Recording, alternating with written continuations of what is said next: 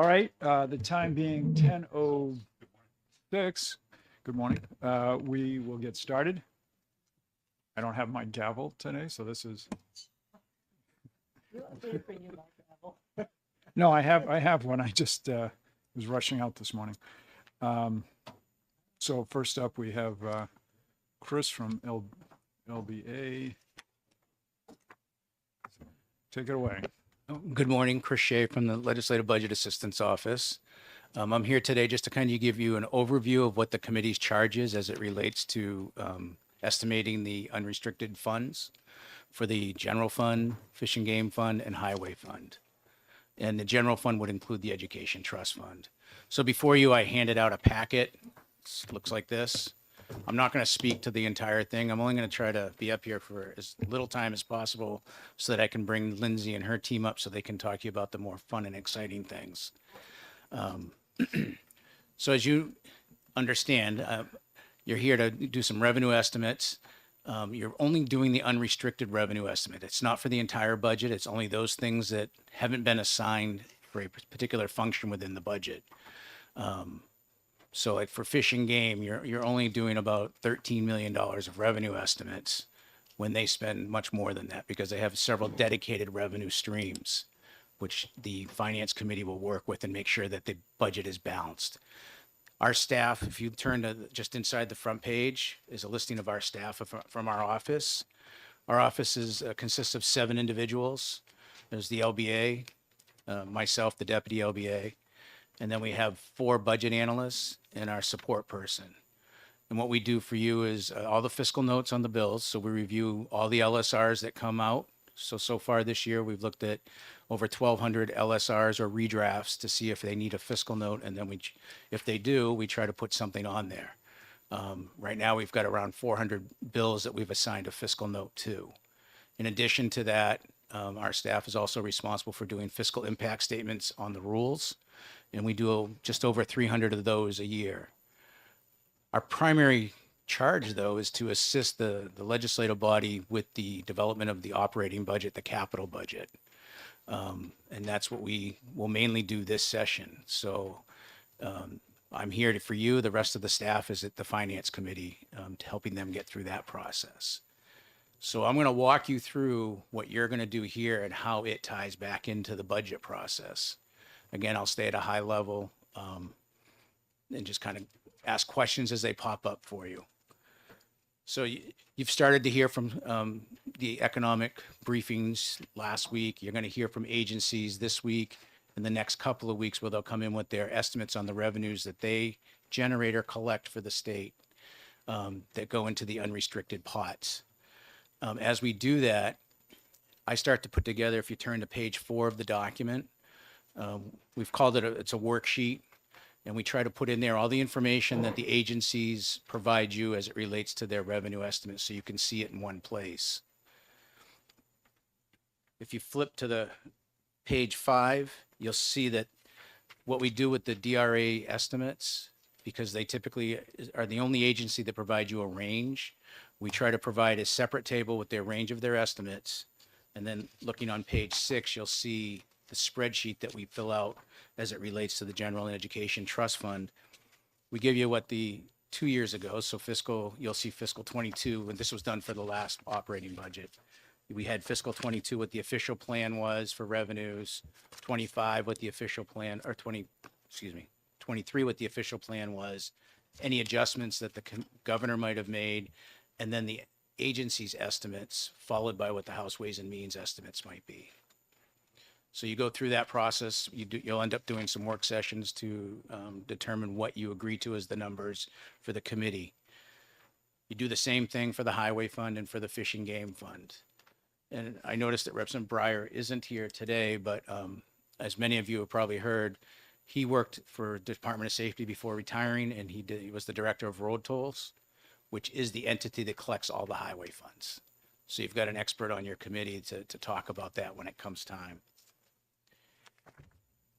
Once the committee has done all its work and come to an agreement on what they believe the revenue estimates should be, if you turn to page 14, typically there's a resolution put together for the House, And when we take the current fiscal year, what the official estimate was, any revisions, so the one you're looking at is HR 17 for the 2023 session, you'll see that the official estimate was the first column, and then the committee estimate. So that would be any adjustments you might make because you have better information on what the revenue stream is like at that moment. And then what your estimates for 24 and 25 are. Typically, this goes to the House floor, it is spoken to, and then tabled. From there, I take these numbers, we do an amendment to House Bill 1. So if you turn to page 21, House Bill 1 is the operating budget, typically. So we prepare an amendment, usually in the chair of Finance's name, and we take the House Ways and Means official estimates and we put them into this amendment to the House Bill, to House Bill 1, or the operating budget. Those become the numbers that the House Finance Committee is using to make sure they come up with a balanced budget for the unrestricted entities. So we do, again, you do it for your general funds, highway fund, and then your fish and game fund. We'll go through the same process when we move on to the Senate. Our office works for both the Senate and the House. We're nonpartisan. So we'll go through this same process with the Senate. We'll come back and report to you what changes the Senate might have made. Your committee will decide if you agree, disagree. And in most years, there's a committee of conference where the legislative bodies will come together and hash out their final agreement, which usually involves the several members of Ways and Means that will look at the final numbers and come to some conclusion on what they believe they should be. As the process moves along now, you turn to page 23, your committee is going to be seeing bills. You're going to have bills that may impact revenue. When you're doing your estimates on what current law is today, not what bills you might pass from this body, from this committee or the House body. What we do in our office on the surplus statement, which you can see starts on 23, we'll make adjustments for changes that the bodies agree to. So if the House passes a bill that changes the interest rate or the tax rate for one of the business taxes, we'll put a line on the surplus statement accounting for that change. So it will then be netted against any estimates you have provided. That may change when it gets to the Senate. That's why we ask the revenue estimates be done based on current law. And if you turn to page 26, just to show you rows 2 through 7, it's called Schedule 2, and it's rows 2 through 7 on page 26. Those would be all revenue adjustments that were made for the last operating budget. And you'll see what the governor proposed, what the House proposed, what the Senate proposed. If there had been a committee of conference, there would be a fourth column that would be the committee of conference final proposal. But you can see that, for instance, one of the big changes last time was how you did the split for the general fund education trust fund for the business taxes. It used to be a fairly complicated calculation. Now it's just a straight percentage. And you can see the House had one percentage, the governor had a different percentage, and the Senate had a third percentage. And we make those adjustments within the final operating budget so that we know that you have a balanced budget that you will pass, at least based on the best estimates of that day. So when would a committee of conference come in? Because all these estimates are different. So how do these get? So in 2023, the House accepted the changes from the Senate and the bill went forward. So there was no committee of conference. Okay. If there had been a decision for a committee of conference, that would have occurred in the June timeframe. And we would have had a fourth column here where you would have seen any agreements or things that you agreed to keep doing or things you didn't want to do would come out. And you have a new number for the committee of conference final vote. Okay. Thank you, Representative Almy. Yes, just to be clear, a June timeframe means that at least some of us, all of us, have to be here at the very end of June to vote on the final decision. And typically for the House Bill 1, House Bill 2 Committee of Conference, there's a couple of House Ways and Means members that are assigned to that.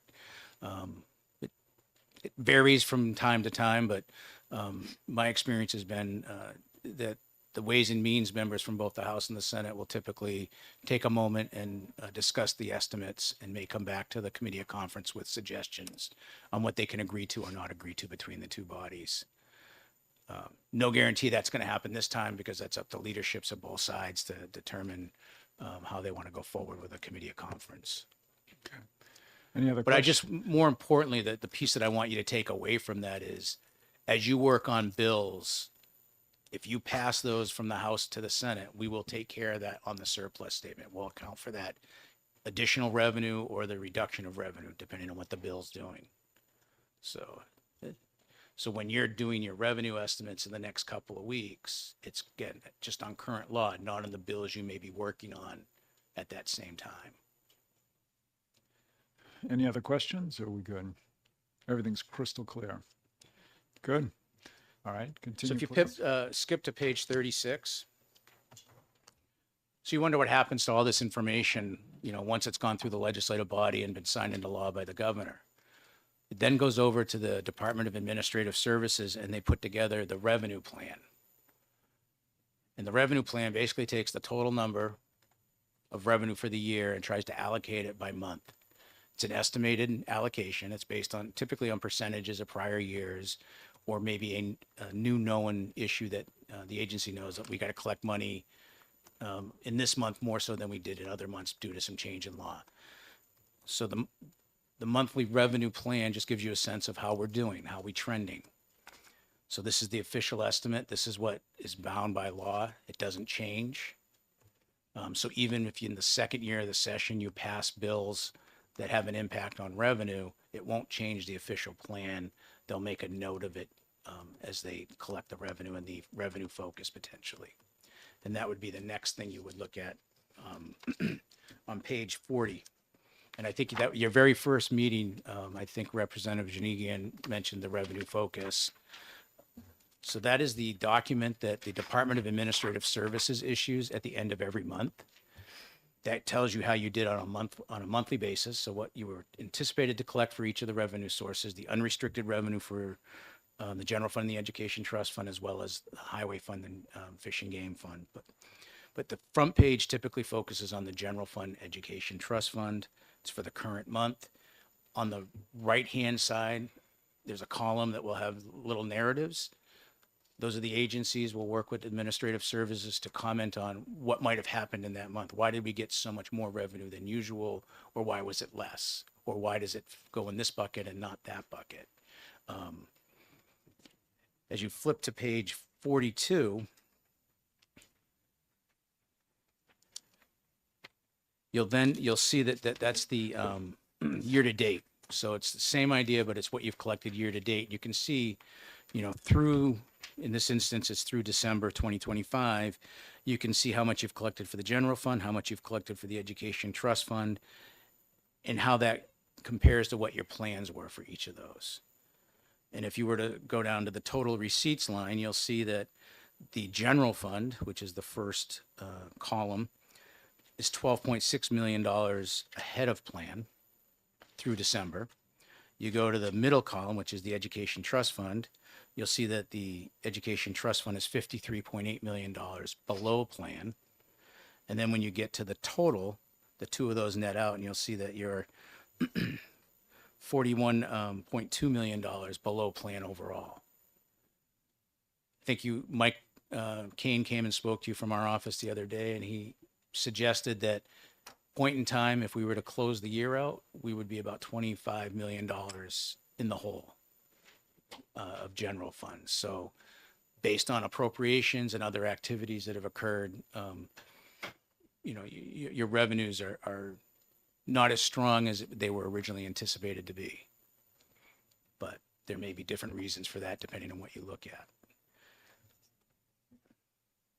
And then you turn the page to 43, the last page of the revenue focus, you have the highway fund and the fish and game fund. again, those are two other unrestricted revenue sources that this committee will be weighing in on and providing an estimate based on the information that the agency provides you. The remainder of the document is basically the RSAs that allow for the taxes to be collected. It shows you the rates and such, but I'm not going to go through that. I just wanted to give you a kind of a couple minutes of why I'm here to help guide you through this process and make sure that your decisions are put into the places they need to be. So they end up in a House resolution and they end up in the House Bill 1 amendment for your unrestricted revenue. I'm also here to help bring the agencies in so that you can hear them present on the different revenue sources. I'm here also to track down information that you might find you need for the committee. I may not have it myself, but I may need to find a resource that can get it to you. So that's all I had for you. I'll be here as you work on your unrestricted revenues. And then once that's done, you won't see much of me because I'll be working with the Senate and doing other things, but then I'll be coming back as we get closer to the end of the Senate process to let you know what's been happening, unless I'm invited back for a specific reason. So I don't know if anybody has any questions or. I guess I have a general question. So if we look at page 42, the so far the total receipts are 12.6 million ahead of plan for the general fund, and the education trust fund is 53 million below plan. Is in a nutshell, could you tell us why why that is so much lower in general? What is that pulling from, or why? Is there a way to summarize that? So you can see that most of the issue is with your business taxes. You know, you got a $54 million, and then your tobacco tax, which has been well below plan. That's another 9 million. Okay. They're generally both coming in less than what was planned for. There may be some other issues with the business taxes I can't relate to or discuss with you. That would probably be more appropriate for Lindsay's team to mention to you, because I just don't know. Right. But there may be some issues with when we did the estimates originally, we estimated that the splits between the business BET and BPT were different than what we're seeing today. That may be having an impact on some of this as well. DRA, as many of you who have been around know, they have a computer system they call RIMS that they put in a few years back, and that's allowed them to have a better sense of their revenue collections and where how they are coming in, and particularly with their business taxes, where they belong. So if a taxpayer is filing their business estimates and they put everything in BET, DRA can see that, well, typically X percentage is your BET, X percentage is your BPT. So they just move that automatically for you. That may be part of what's happening in the business tax row. But overall, your business taxes are not coming in as planned. Okay. Representative Ors? Thank you, Mr. Chair. Thanks for taking my question. So I was a little curious about two things. The tobacco tax, why might that be down so much? Well, I think when we made the revenue estimates back in 2023, it was based on numbers that you were seeing coming out of COVID. And so when people were home, tobacco was up. Oh, okay. The sense is that when people are in their home environment, they're not as reluctant to have a cigarette or take a break for a cigarette or smoke while they're working. Whereas when you're in the workplace, you can't do that. As people have moved back into the offices, there's been less of that. So that's part of it. So our base may have been off to start with. There's also the for the tobacco, you have the electronic cigarettes. Those, when they're taxed, it all goes into the general fund. Cigarettes are split between the general fund and the education trust fund. So that may be why you're seeing less going into the education trust fund as well. But again, I'll defer to DRA because they're much more knowledgeable about these issues than I. Okay, and the second part of that question would be the out-of-state sales. I read somewhere we make millions of dollars on people coming across the border like they do to buy liquor. Do you know what that number is? I don't. I know that when there's estimates made around changing a tobacco tax rate, there's conversation about how much you're pulling across the border. And if you go too high, you're going to lose those cross-border sales, but I don't have a percentage as to what that is. So when DRA comes up, they'll be able to be more specific with those sorts of questions. Chris is giving us the overall process. But fair questions. Thank you. Fair questions. And now Any- DRA is going to be ready to answer them. Any other questions? Okay, seeing none. Thank you very much. All right, thank you.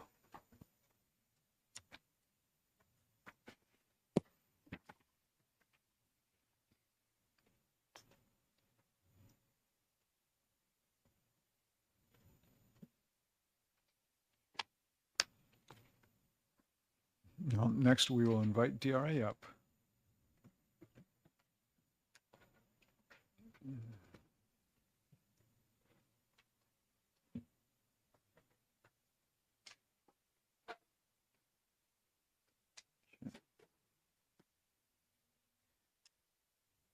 All right, good morning, Mr. Chair, members of the committee. Lindsay Stepp, again, I'm the Commissioner at the Department of Revenue. And I'm here to again walk through the various taxes that DRA collects. Some of this information will be repetitive from what I gave last week, but if you're anything like me, it sometimes doesn't stick till the second or third time that you hear it. So, and then there's also some additional information in here to really kind of get you set and ready to do your revenue estimating process that Chris just described. Well, this is also a deeper dive, correct? We into are the also going to taxes? do a deeper Yeah, dive into the taxes as well. Thank you. I think we're scheduled for 2 hours, so we'll get to spend some quality time together this morning. Okay, so first on page 2, just a little bit more information about the Department of Revenue. So I've included here our mission statement, which is to fairly and efficiently administer the tax laws of the state of New Hampshire, collecting the proper amount of taxes due while incurring the least cost to taxpayers in a manner that merits the highest degree of public confidence in our integrity. Further, we provide prompt and constructive assistance to the municipal units of government in the matters of budget, finance, and the appraisal of real estate. So as I talked a little bit about last week, we are the primary revenue and tax collection agency, but we also support the municipalities for the collection of local property taxes as well. On page 3, just in terms of interaction with our taxpayers, it's the policy of the Department of Revenue to administer the tax laws in a manner that demonstrates efficiency, fairness, and courtesy towards every taxpayer. One of the ways that we kind of monitor this is when taxpayers call into our call center, they have an opportunity at the end of the call to rate the knowledge and professionalism of the person that they spoke to on the phone, and they're also able to leave us a comment if they have anything else to say. And we routinely score a 5 out of 5 on the professionalism and knowledge of our employees. And we get some funny comments from time to time that things like, oh, this is so much better than calling the IRS or Massachusetts. I'm just happy you guys answer the phone. No one answers the phone anymore these days. So we do try our very best to make sure that our taxpayers are satisfied. It's not everyone's favorite task to pay taxes, but we try to make it as painless as possible. On page 4, this is just our organizational chart, just to give you a little bit more perspective on the department. So there's the commissioner and assistant commissioner, and then you'll see our primary divisions, the administration unit, the audit division, the collections division, municipal and property division, and taxpayer services. And then below each division, you'll see kind of some of the primary functions. So the way that this is structured really is if you're not under audit, and we're not trying to collect money from you that's overdue, most of your interactions are going to be with our taxpayer services division. So they man our call center, they process our revenue, they process our documents. That has allowed for a fair bit of efficiency within the department. And so all of your routine interactions are kind of going to be in that one division. The municipal and property unit is the folks that interact most closely with our municipal officials and our local governments. And then the administration unit is kind of all the back office functions of the department. Within the administration unit on page 5, we have our tax policy and legislative analysis group. And those are folks that are sitting behind me today. We have Jennifer Ramsey, who's our tax policy counsel. Lauren O'Sullivan is our senior financial analyst, and Geeta Railala is our financial analyst. Those are the folks you're going to see for the most part in terms of testifying on behalf of bills, explaining fiscal notes, and that sort of thing. So you'll get to know them quite well. They do prepare our fiscal note worksheets and also some fiscal note quick guides, which is kind of a more simpler version of a fiscal note, kind of easier to understand, that we'll provide to the committee to assist you with the bills where there's a fiscal impact. They also work with you as legislators in analyzing tax policy and the associated fiscal impact. You will see them in committee hearings. They will testify regarding tax impact. They track all of the legislation, and then they assist the department in rule and form changes that are the result of new laws that are finally passed at the end of the year. On page 6, the taxes that the DRA administers approximately $2.9 billion in revenue. So here you have the taxes on the left, you have the current tax rate in the middle column, and then you have the relevant statutes on the right. So this can kind of be a nice frame of reference if you ever have any questions about the current rates or how the taxes are structured in the law. You can reference this slide. As Chris mentioned, there are a few taxes that we do not collect. We do not collect the insurance premium tax. We do not collect, although I think a fair number of us pay into the beer tax. And we do not collect the road toll or gas tax. On page 7, looking at a breakdown of the taxes for fiscal year 2024 revenue, you will see business taxes collected just over $1.2 billion, meals and rooms tax $328 million, utility property tax $46.8 million. Just to give you a summary totaling that $2.9 billion. We have a question, Representative Almy. Thank you. Preliminary, we don't have anything from the CAFR yet. Right, the ACFR has not been issued yet. I believe Mike Kane spoke about that last week. The expectation is it'll be out either at the end of this month or maybe during February. So these are preliminary numbers. We would typically include the ACFR numbers here, but these are based off the preliminary accrual that's issued by the Department of Administrative Services. Do you know why it's taken so long? I believe Mike explained that part of the delay is the transition to a new system at the Liquor Commission and making sure that that is all working and reporting properly. So everything else would be okay, sort of, as we can get.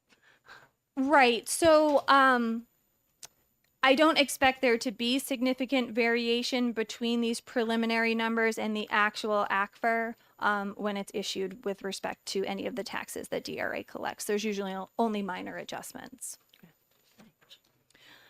On page 8, this is just a kind of a pie of what the General and Education Trust Fund revenue looks like. So DRA's responsibilities are in boldface, and you'll see that that equals about 76.7% out of the total revenue here. I would note, as was mentioned by the treasurer during your presentations last week, that other, which is currently 6%, that includes interest that's been earned on monies that are sitting in state accounts. And that's higher than it's been in other years due to the amount of federal stimulus money that we had sitting there waiting to be spent. Okay, moving to page 9. The goal here is to go through each of the taxes, give an overview of the tax, give a trend, history of the tax, and then as the chair mentioned, kind of dive a little bit deeper into some additional information. Unlike last time, we're going to lead with business taxes, and then it'll get easier from here. So first up is the business profits tax. On the left-hand side here, you'll see just a general overview of the tax. So the current rate is 7.5%. Every enterprise organized for gain or profit carrying on any business activity in the state is subject to the tax. And then in the third bullet, you'll see gross business income in excess of $109,000 from all activities. That's the filing threshold. So any business that has gross business income of $109,000 or more is required to file, and that threshold is updated based on CPI every 2 years. On the right-hand side of the page, you'll see when people file and pay, and this is based on calendar year filers, which is roughly 90% of our taxpayers. So partnership returns are going to be due on March 15th. Corporate, proprietorship, and fiduciary returns are due April 15th. Businesses do have a 7-month extension to file, but not to pay. So long as their account is fully paid by either that March 15th or April 15th deadline, they have an automatic 7-month extension to file their actual return. And then they make estimated payments equal to 25% of their liability on April 15th, June 15th, September 15th, and December 15th. Going to slide 10, this is a little bit complicated, so fair warning, but what we're trying to show here is how a taxpayer with a calendar year, how their payments will flow into the state's fiscal year, because calendar year and fiscal year are offset. So at the top of the page, you'll see a calendar year tax filer that goes from January 2024 to December 2024. You'll see those 4 quarterly estimated payments in April, June, September, and December. Those are in green. You'll see their returns in blue, either in March, April, or May, depending on their entity type. But then if they file that return on extension, if they get that automatic 7-month extension to fill out the return, you'll see those come in the fall, in October, November, December. So those returns in blue and in red are actually the returns from the prior calendar year. So you'll see that really when we get returns, they're almost a full year late. I shouldn't say late because they're not late, they're on time, but a full year since the end of the taxable period. So it can be a while before we at DRA get that nice return with all of the information on it that tells us what's going on with that business. Prior to that point, the only information we have is the estimated payments that they've made. And those estimate forms, some of you have heard me joke about this before, those estimate forms are very simple. It's a name, a taxpayer ID number, a period end date, and a dollar amount. There's no little love note that tells me why they're paying more or less than they did previously. It's just money in the door. So it's not until that final return is filed that I really can dig into what is going on with that business. Why did they pay more or less? We have a question. Representative Elmy? Yes, thank you. Do you actually do a penalty if they had paid what they thought they owed at the beginning, but not what they actually owed in the extension? So there are penalties in statute if they don't pay proper estimated payments. One of the ways that they can kind of have a safe harbor where they won't be penalized if they essentially make estimated payments equal to their prior year's liability, because we know that there's fluctuations in liability of businesses from year to year. And so they may not be totally aware of what their ultimate liability will be. And so long as those estimated payments are roughly equal to what they paid in the prior year, then they won't be penalized. They do need to make that payment, though, that catch up, if there is an amount due, that does have to be paid in March or April, depending on the due date. That extension, again, is only an extension to file. So in filling out that final return, if a taxpayer finds that they owe additional money, there will be penalties associated with that. Representative Ors? Thank you, Mr. Chair. Thanks for taking my question. So Do we have any idea how much money's in the tube of the prior year taxes to be paid and how that looks for 2025?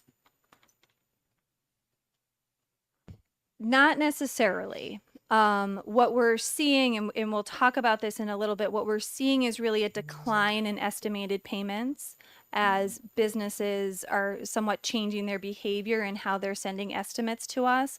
But we really won't know what is actually due for those businesses until those returns are filed, either timely or on extension. And as I just said, on extension, it's almost a year after the end of the calendar year. Representative, let me go to Representative Opal and then Representative Almy. Thank you, Mr. Chair. And thank you for taking my question, Commissioner. You may be getting to this later, so I may be jumping the shark here, but is there historical data showing what the difference is, either positively or negatively, between what the estimated returns show and then what, when they finally Actually file file. the actual return? There's a slide that we'll get to in a couple minutes. I think that will kind of give you an idea of what that looks like, where you can see kind of how the total revenue is made up between returns, estimates, and extensions. Follow up, Mr. Follow-up? I should have asked this before, but if for those of us who are new, the acronyms that you and Representative Almy were talking about, I'm assuming it's an end of year report. Correct. The ACFR is the annual comprehensive financial report, and those are the full audited financials of the state, and that's produced by the Department of Administrative Services along with the LBA and our external auditors. Thank you. You're welcome. I'll be asking a lot of those acronym No worries. questions. There's plenty of acronyms. Are you all set, Representative Almy? Okay. All right. Thank you. Okay, and then just on the bottom part, or the second half of this slide, we have the state's fiscal year. And so you'll see during fiscal year 2025, we are going to get third and fourth quarter estimated payments for calendar year 2024. And then we're going to get first and second quarter estimated payments for calendar year 25. We're also going to get 2023 returns on extension, and we're going to get 2024 timely filed returns. So in the state's fiscal year, we are getting 2023 money, 24 money, and 25 money, all for calendar year taxpayers. So there's a lot of kind of moving pieces, and that's why we do our best to kind of break down the type of revenue that we're receiving and what that means when we're presenting to you about revenue estimates. Okay, moving on to slide 11, this is where you'll see a historical breakdown of returns, estimates, extensions, tax notice payments, and refunds. So I would first bring your attention to the red. Those are your estimates. And so those are historically and currently the most significant portion of the revenue that we receive. Your returns and your extensions are in that kind of darker blue and green. And so those are the amounts that were due that were in excess of the estimates that were made. And so to Representative Opal's question, you'll see in, say, fiscal year 22 and fiscal year 23, we've saw estimates increase. In fiscal year 22, let's just use that as a single data point. Estimates in red increased by 25.5% over the prior year. Returns and extensions increased by 11.5%, and returns increased by 25.2%. So those estimates did not cover the total amount of liability due. There was some amount of money due at that return point, which is in the form of either the return or an extension payment to get that 7-month extension. You can see that's different than maybe what we saw in 15, 16, 17. So I think what we've seen in the past few years, and this kind of tracks with the idea of significant growth in corporate profits, is businesses were making increased estimated payments and they still found that they owed money at the end of the year too. One other point that I would note on this slide, in fiscal year 24, in orange are the refunds. So this is when a taxpayer has paid too much in their estimated payments, and there is some amount of overpayment. They can take that as a credit carry forward, essentially leave that on their account for future use, or it can be paid back to them in the form of a refund. What you're seeing in fiscal year 24 with almost a 90% increase in refunds is the 500% cap on their credit carryover liability. So businesses can now only keep on account up to 500% of their liability. So if their liability was $100, they can't keep on account more than $500. If their overpayment was $600, then we would be refunding $100 to them. So that CCO cap resulted in those increased refunds. Is that 500% of the latest payment? That would be 500% of your prior year's liability. Prior, okay. Correct. Yep. So looking at the most recent year, you can only keep 500%. Okay. Representative Elmy. Yes, can you tell yet on whether this surely isn't just the people that were taking refunds because they were over 500%, or is it? I can answer that question.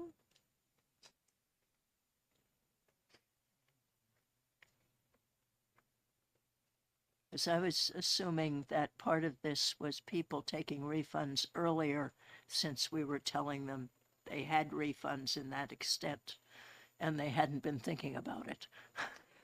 So in fiscal year 24,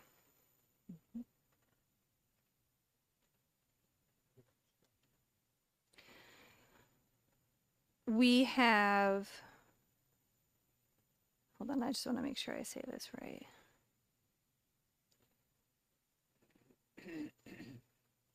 We had 71.7 million out of 176 million that were required to be refunded per the CCO cap. So yes, there are taxpayers that choose to take their overpayment as a refund, and there are taxpayers that may even choose to not just the forced over 500%, but they may want even more than that. But we've broken it out to identify 71.7 million essentially is what was required to be refunded based on that CCO cap. Thank you. You're welcome. Okay, moving on to slide 12. As I mentioned, estimates make up the largest portion of our revenue. And so who pays those estimates? This chart shows in red our corporations. So the majority of our estimate revenue comes from corporations, followed by partnerships, proprietorships, and fiduciaries. The percentages that are contained within the bar chart are the change from the prior year. So in fiscal year 24, we saw just about a 6% increase in estimated payments from corporations, a 21% decrease from partnerships, and a 5.3% decrease from proprietorships.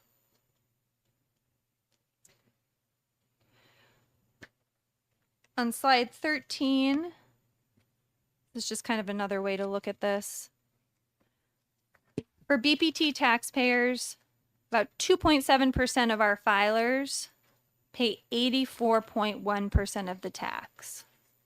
So I'll say that again. Less than 3% of the filers pay 84% of the tax. So what you see in the pie chart on the left is this is who is filing. So this is a breakdown of your filers. And I will note here in red is corporations, but in purple, you'll see that's called Water's Edge. So these are our large multinational corporations. So we've kind of made a distinction between the two. So if you're a multinational entity, you are filling out a Water's Edge return for us. So those are the ones in purple. So you'll see 7% of our filers for BPT are Water's Edge, but if you move over to the right, 58% of our money comes from Water's Edge. Looking at corporations, 37% of our filers are corporations, and they pay 22%. Another comparison, 35% of our filers are proprietorships, but they only pay 4%. And this is shown also on the next slide on page 14. This is an excerpt from our annual report. We refer to these as the triangles. So those folks that have been around for a while will hear us talk about the triangles. So this is just the source of data for the prior slide, but you can see, you get to that very tip of the triangle, those entities that are paying more than $1 million in BPT, they're 0.2% of the population, but they make up 40.3% of the revenue.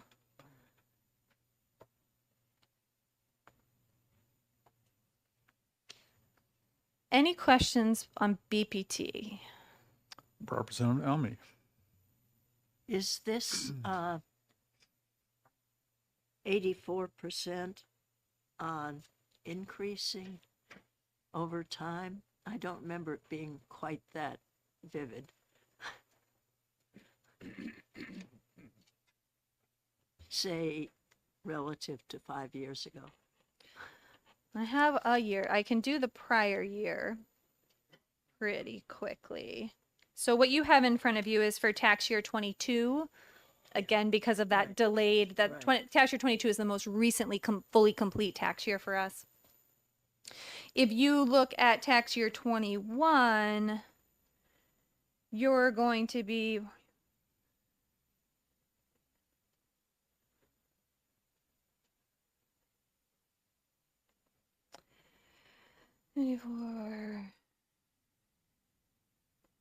it's going to be very similar. We can go back and look at what it was 5 years ago. Yeah, just outside of the pandemic. Yeah, exactly. Pre-pandemic. Yeah. Well, the other thing that changed is that the thresholds for who's going to file increased. So I would guess that that would lower the number of proprietorships, especially and small corporations. So therefore, the numbers are lower, but the percentage of the larger filers gets bigger. And that's actually a great point. What you'll see in this triangle on page 14, you will see, you know, we had 55,500 returns filed with a zero liability. Because again, that threshold that I read off at the beginning is a threshold to file. So we receive many returns where no amount is due because of deductions or various other things. So that's something that we, you know, constantly like reinforce with new businesses, that you may not owe anything, but over a certain amount, you do have an obligation to file. So the point of zero returns is an important one.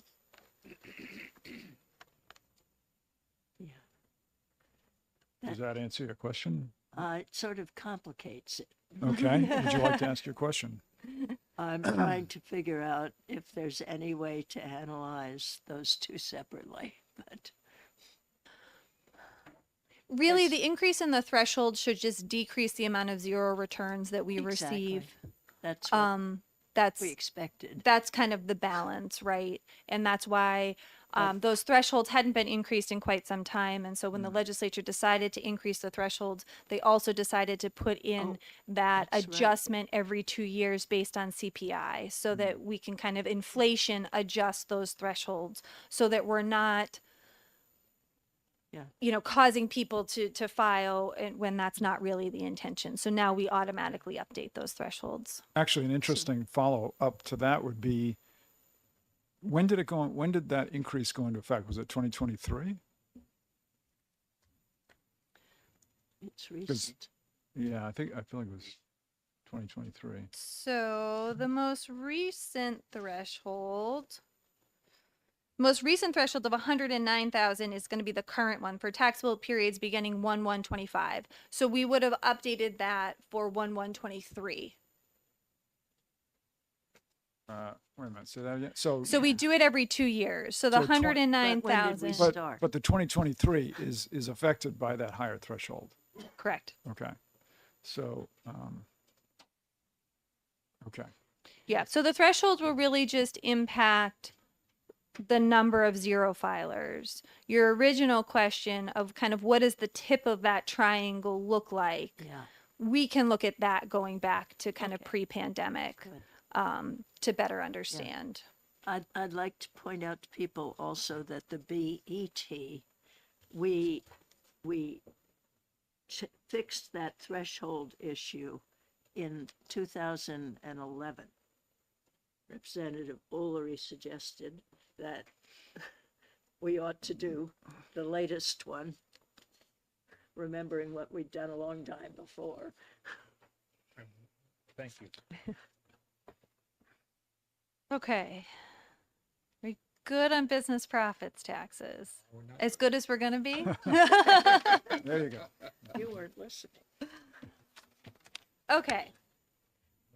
Business enterprise tax. So the current rate for the business enterprise tax is 0.55% of the enterprise value tax base, which is essentially wages, interest paid, and dividends paid. And that has been the rate since 12/31/22. This is going to be a tax on every profit or nonprofit enterprise or organization with any business activity within the state except 501c3s. So 501c3s are the only exception for the business enterprise tax. Here, your filing threshold is currently at $298,000 for either gross receipts or your enterprise value tax base, and that was adjusted just for recently for taxable periods beginning 1/1/25. Important thing to note about the BET. It is a credit against the BPT. So if you pay $100 in BET and your BPT liability is $100, you owe no BPT. So it's a 1-for-1 credit against the business profits tax, and that any unused credit can be carried forward for 10 years. We have worksheets on our forms that help taxpayers do that. The timing is consistent with the business profits tax, with partnership returns due on March 15th, corporate proprietorship and fiduciary returns due April 15th, and nonprofit returns due May 15th. Again, there's an opportunity for a 7-month extension to file so long as your liability is fully paid, and estimates are made at the same 25% at the same intervals for calendar year taxpayers. Going to slide 16, it's very consistent with kind of the breakdown that you saw with the business profits tax, although maybe not as pronounced here. But you have 4.6%, so just under 5% of filers paying 72% of the tax. Your filers are primarily proprietorships, but the money is primarily from Water's Edge corporations and regular corporations. On page 17, you have that same triangle, just now with the business enterprise tax, and again, that's the source for the information on the prior slide. As I said, very consistent in terms of few taxpayers paying the majority of the tax, but I would say it's not as pronounced as the business profits tax.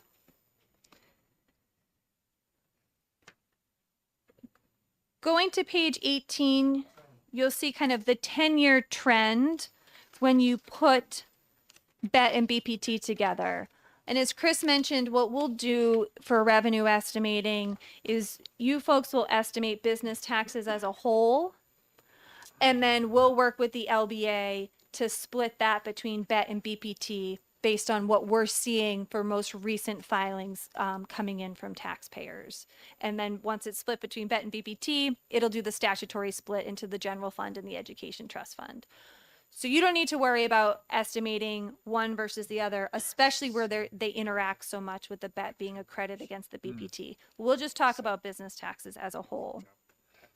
And so you can see that we've seen a significant increase in business taxes from 2020 all the way to 2023, a slight decline going into 24, and then we're seeing that we're behind plan and behind prior year going into 25. As I mentioned last week, I think this is largely due to a change in behavior of the taxpayers. We are just not seeing them sending the very large estimated payments that we had been seeing in the time from 2020 to 2023, that the economy is still growing. There's still growth within corporate profits, but it's not that extreme growth that we were seeing. During that time of extreme growth, many businesses don't want to be caught short on what they owe at the end of the year, even though they might not be penalized. They don't want to face a large tax bill in April. And so they'll increase those estimated payments, and those estimated payments are just not increasing at the rate that they were previously. We have a couple questions. Sure. Representative Ullery. Thank you, Commissioner. Given the exuberance in the in the first Trump administration and the amount of spike that took place, in your considered opinion estimate, Mhm. will the downward trend we've seen over the last couple of years continue, or will it be a spike, or will it be a gradual, let's see how we're going, depending upon whether or not the job tax cut? Great question. So I will say a couple things. First, the spike that we saw during, I'll just say the first adoption, the original adoption of the Tax Cut and Jobs Act, was due to the fact, or what was called deemed repatriation. Yeah. So multinational businesses who had profits that were, had remained overseas, the federal government said, we're going to tax that. And when they did, that kind of freed up the flow of that money back to the US. So New Hampshire, we did not tax that deemed repatriation like the federal government did. We didn't automatically tax it, but we did tax it when the actual cash came back in the form of dividends.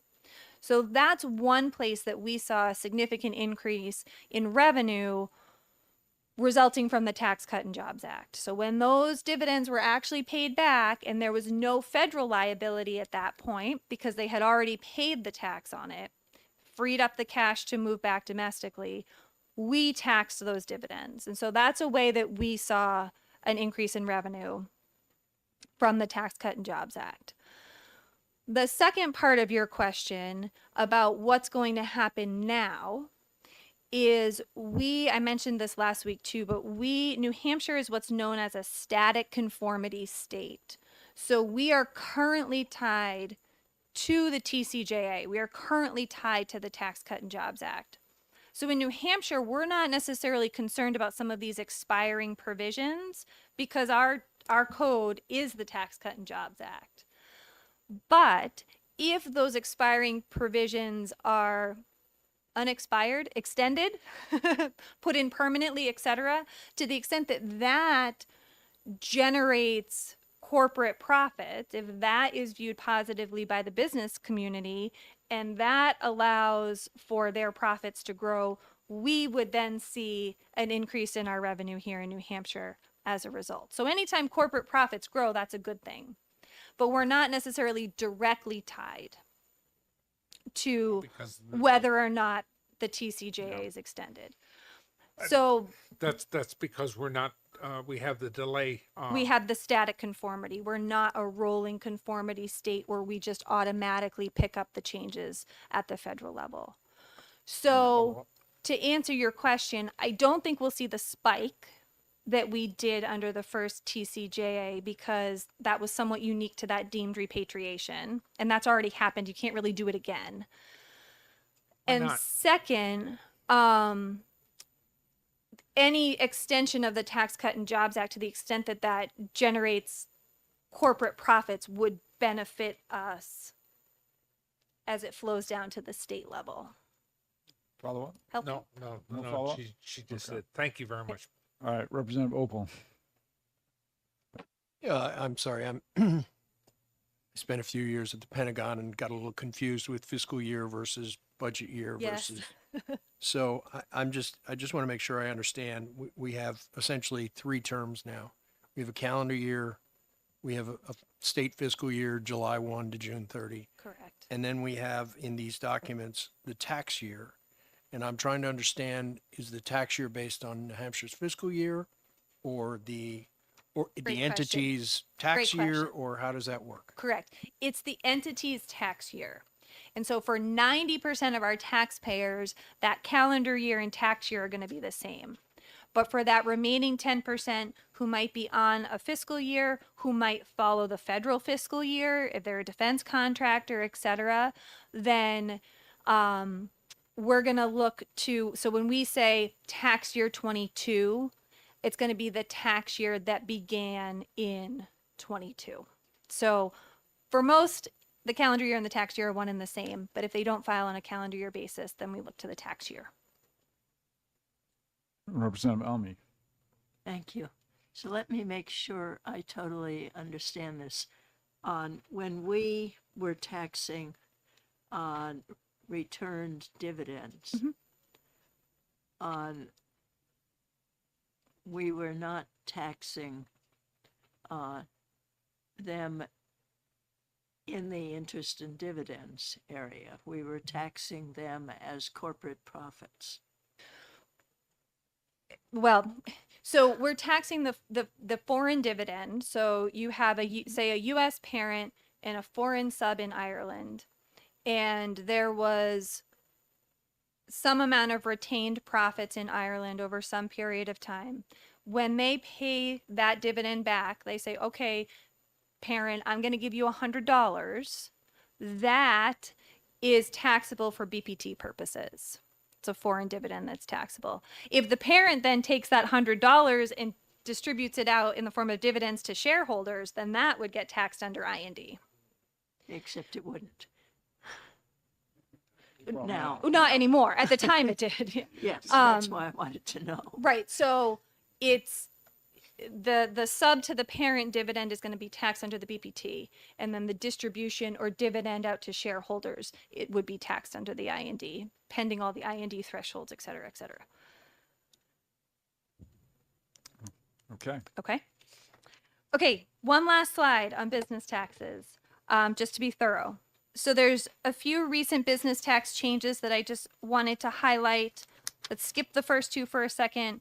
The third one is the CCO cap, which we've talked quite a bit about. So you'll see the 500% of total tax liability for taxable periods ending on or after December 31st of 2022.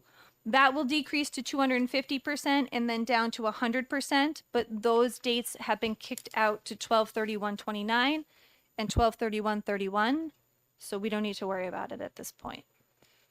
Are you seeing any behavior change in businesses? I mean, of course, they have to know about the change. And I think given the size of the refunds that we paid out last year, I think they learned pretty quickly about the change. If they didn't know it in advance, they figured it out when, we paid out significantly more in almost 90% more in refunds than we typically do.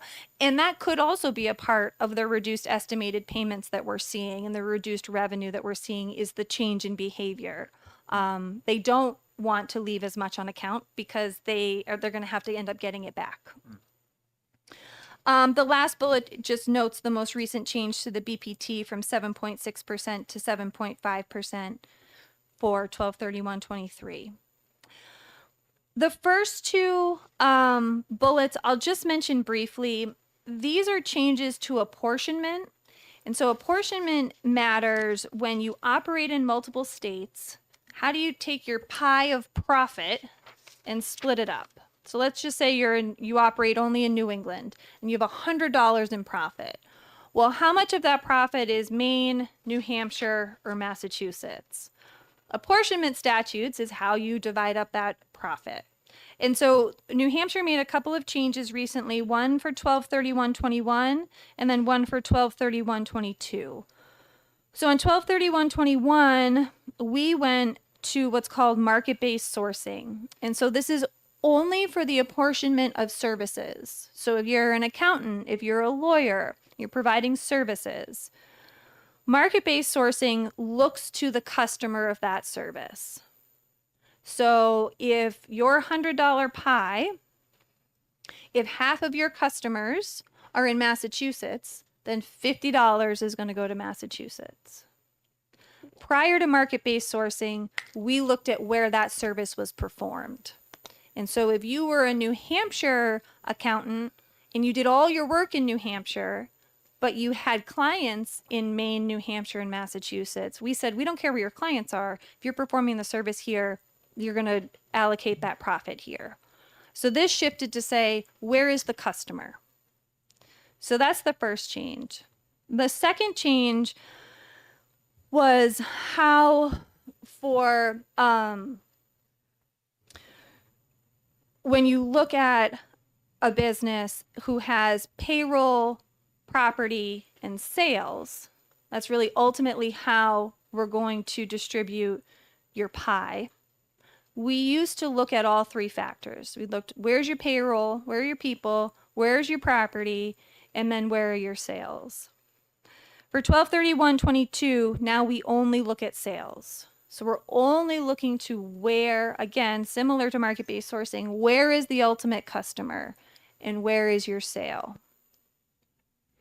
These changes are consistent with what other states have done as well. And so that helps to limit taxpayers being taxed on more than their total pie. Because if the states don't apportion the pie the same way, you could end up paying tax on more than your whole pie. When you have uniformity and consistency between states, you will never get taxed on more than 100% of your pie. So these were positive, I think, for the businesses, at least from a compliance perspective. It made compliance easier and reduced that risk that you would be taxed on more than 100%. It will have some revenue impacts. It is hard to know the impact of market-based sourcing because we didn't have the data previously. We knew where the services were being performed, but we didn't necessarily know where the customers were. So that one was harder to estimate. But for single sales factor, that move away from the three factors to only using one, we had that data. And so it would be, some years it would be revenue positive, some years it would be revenue negative. It really just depended. So unfortunately, our estimate for that wasn't the most, I don't want to say accurate, it was accurate, but it was variable from year to year. I think So- we have a question, if you Sure. don't mind. Representative Schamberg. Thank you, Mr. Chairman, and thank you, Commissioner. Can you give us a $100 example like you've done with the others? Of how Sure. this Harder show with revenue three-factor. reduction?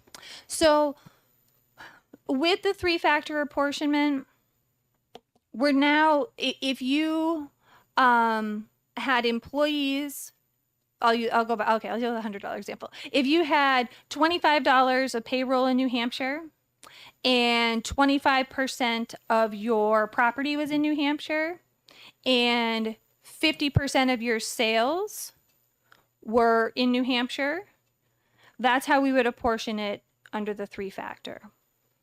Now, all that we look at is those 50% of your sales. And again, it can be revenue positive or negative depending on the year and depending on the taxpayers. The thing to know about single sales factor is out of those three things, payroll, property, and sales, sales is the most variable. It's harder to get rid of property or acquire it at this point. Changes in payroll tend to take time. They don't happen overnight. But changes to your sales can happen pretty quickly. You can get a new contract. You could lose a contract. And so out of those three factors, sales is where we see kind of the most volatility. Representative Ulrich. Thank you, Commissioner.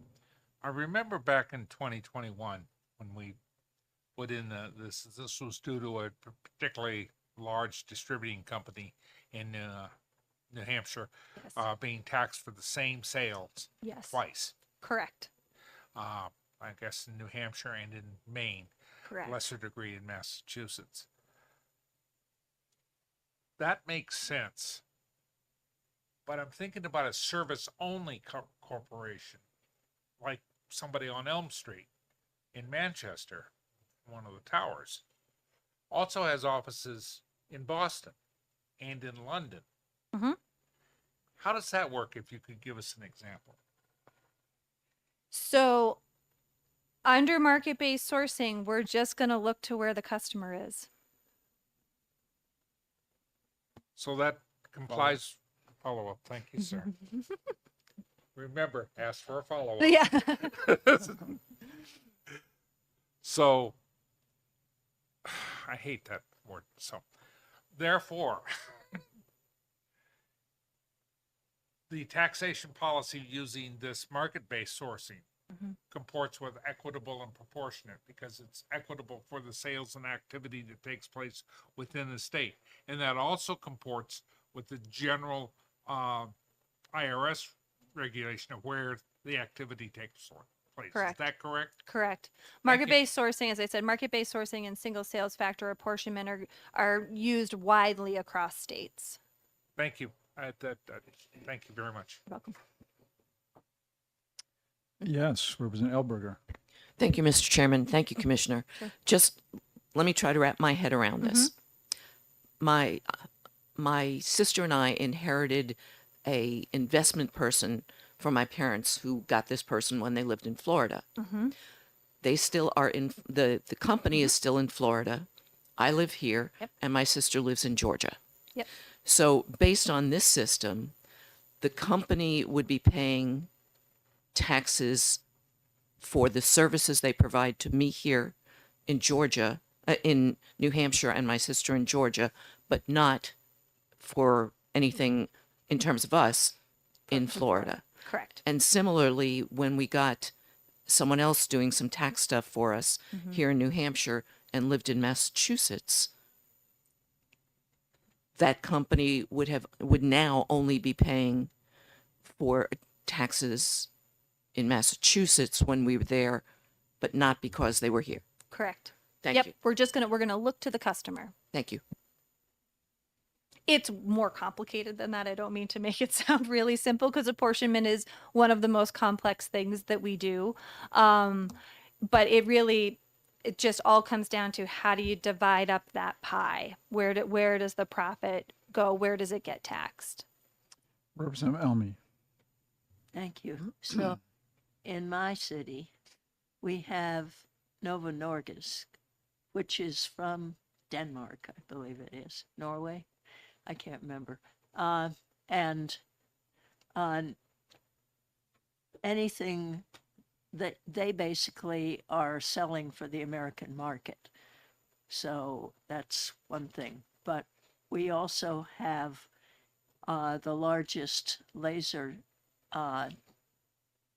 company in the world, which is selling all over the globe. Now, since we're selling to Brazil and China and a number of other places, that wouldn't get taxed at all, right? Correct, because that's where we're gonna we're gonna look to the water's edge.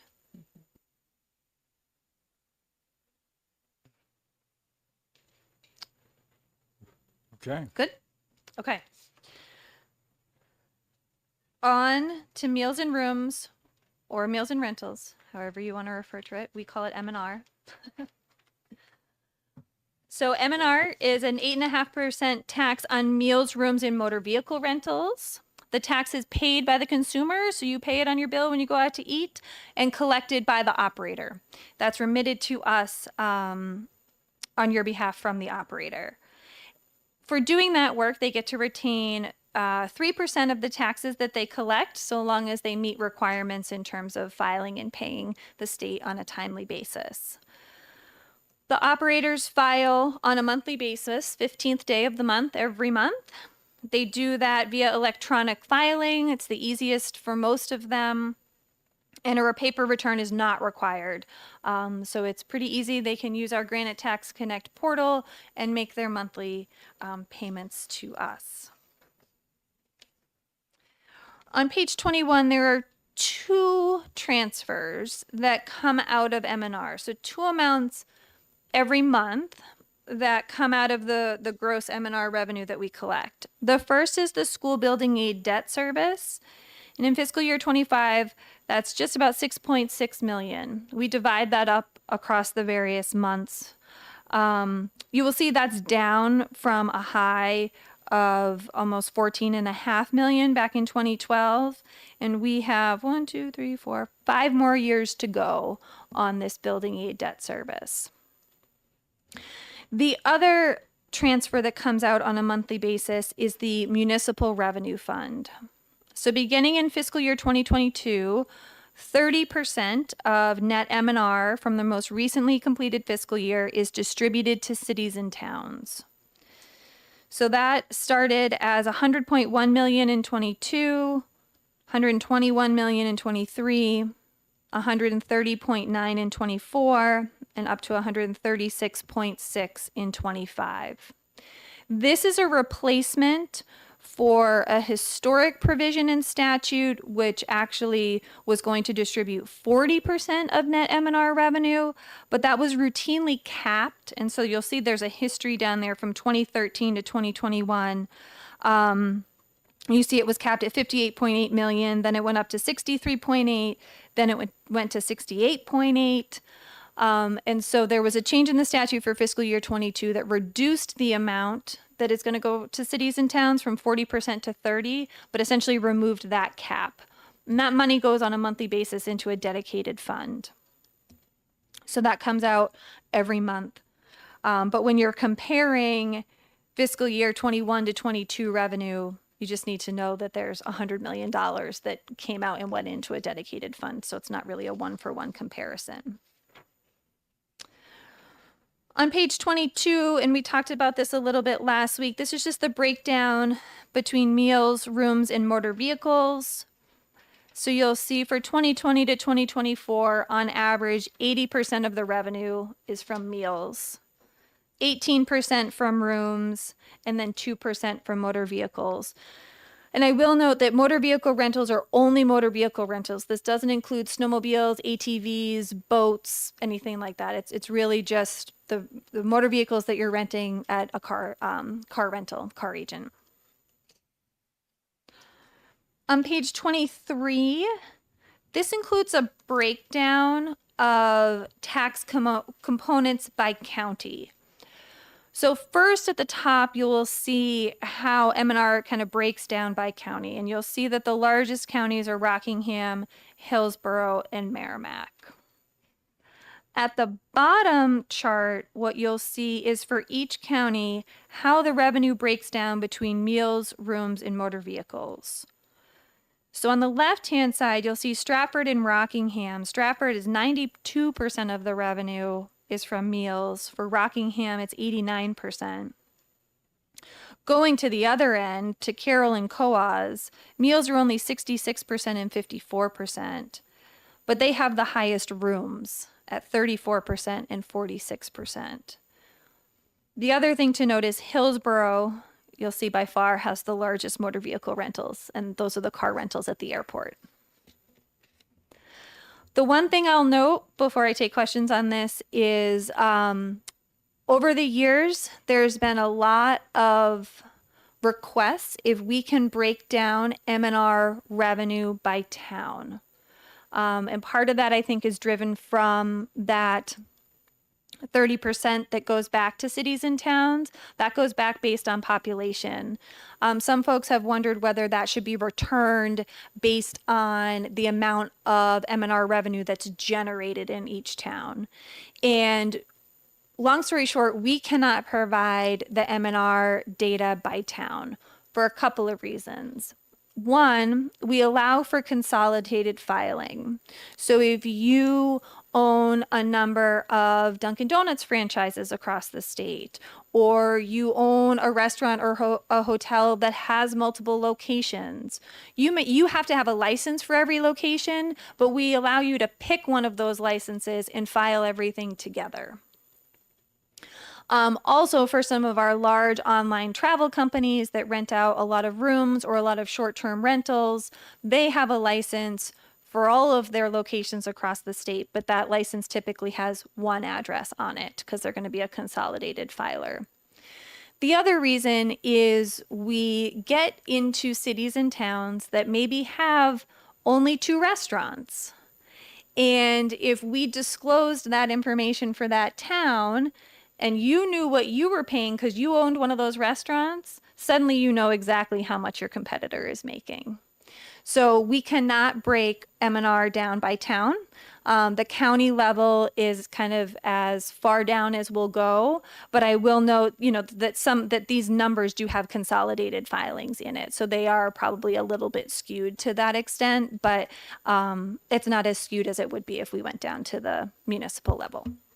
So happy to take questions on M&R breakdown. Representative Opal. Thank you, Mr. Chair. And again, thank you, Commissioner.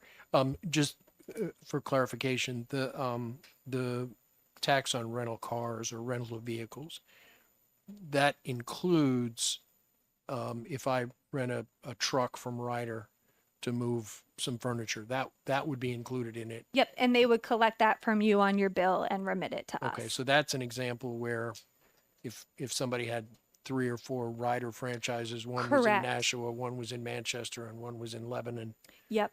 it would be hard to They would report it as a consolidated filer as one. from one. And so the only way we would be able to get that breakdown is to then be able to require it under statute. And that is a significant undertaking for those operators. Filing consolidated is much simpler and easier for them, especially because they're filing on a monthly basis. They're filing 12 of these a year. And if you're a consolidated filer with 25 locations, 12 times 25 is not fun in terms of the undertaking. So there's no way to currently provide that data based on the information that we have. The only way would be to have a legislative change that would require it. And my apologies, Mr. Chairman, I think I snuck a follow-up in there without requesting. Representative Spar. Thank you, Chair. The 3% commission that is there, is that, what's the intention or purpose of that? And is that typical among other states? And Sure, that's a great question. So I think the intention and the purpose there is that they are kind of doing work on behalf of the state. We also have a commission with our real estate transfer tax for the counties, and we'll talk about that in a minute. But in the case of the counties and then on the operators here, they're collecting the money on behalf of the state and then, remitting it on a monthly basis. It is common, you will see commissions in other states for sales tax or other similar taxes to this. There have been conversations over the years about is 3% the right number? That's what it's been for quite some time. And again, the only way that they can retain that commission is if they file and pay on time. So if you don't file and pay on time, and if you don't file electronically in most cases, you're not going to be able to keep that commission. So the electronic filing and the collection by the operators really reduces the work that the state would have to do.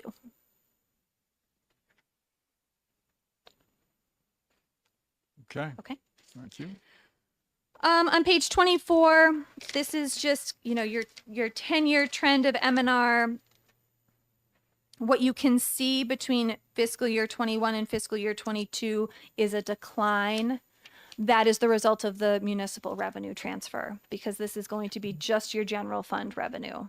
So, and then the increase from 22, 23, 24, that is generally the trend that we have been seeing, that M&R has been performing quite well. But just wanted to call out what looks like a decline is a decline to the general fund, but not necessarily a decline in the overall operation of the tax.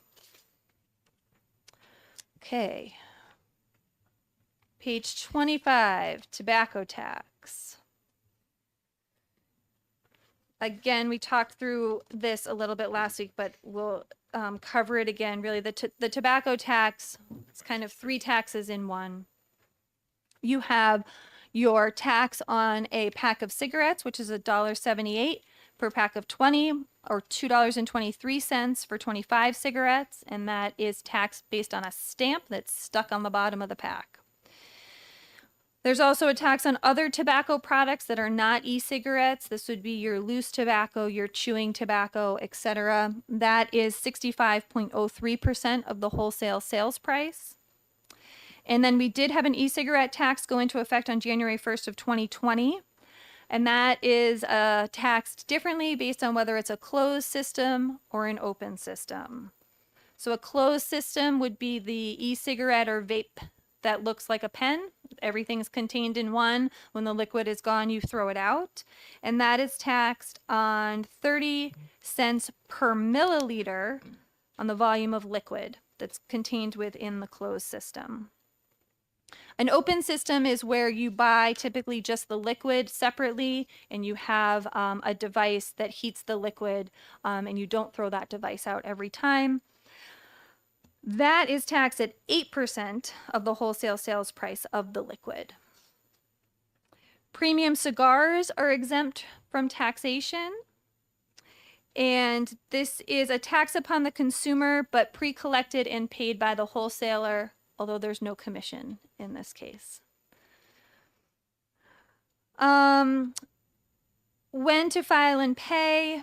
So for cigarettes that are sold in packages of 20 or 25, the wholesalers purchase rolls of stamps and affix them to the product, and they just come back to us to buy more stamps when they need them. And for other tobacco products and for e-cigarettes, then the wholesaler reports and pays that tax on a monthly basis on the 15th of the month. On page 26. We have a question on Oh, that. sorry. Yes, Representative Almy. Thanks. We have a problem in that the e-cigarettes, there are apparently an awful lot of the e-cigarettes, like about 90%, are coming from China on container ships, which are not inspected on their way in. And so they do not show up. The wholesalers that usually do the tobacco products apparently are not acquiring them. Or if they are illegally acquiring them, and therefore they aren't filing them. And there is a bill in that is trying to do something about this. I'm not sure the final version works very well, but I'm on it. So, the young people are doing much more with e-cigarettes than they are with the older type, and the older people seem to be moving towards it too. So.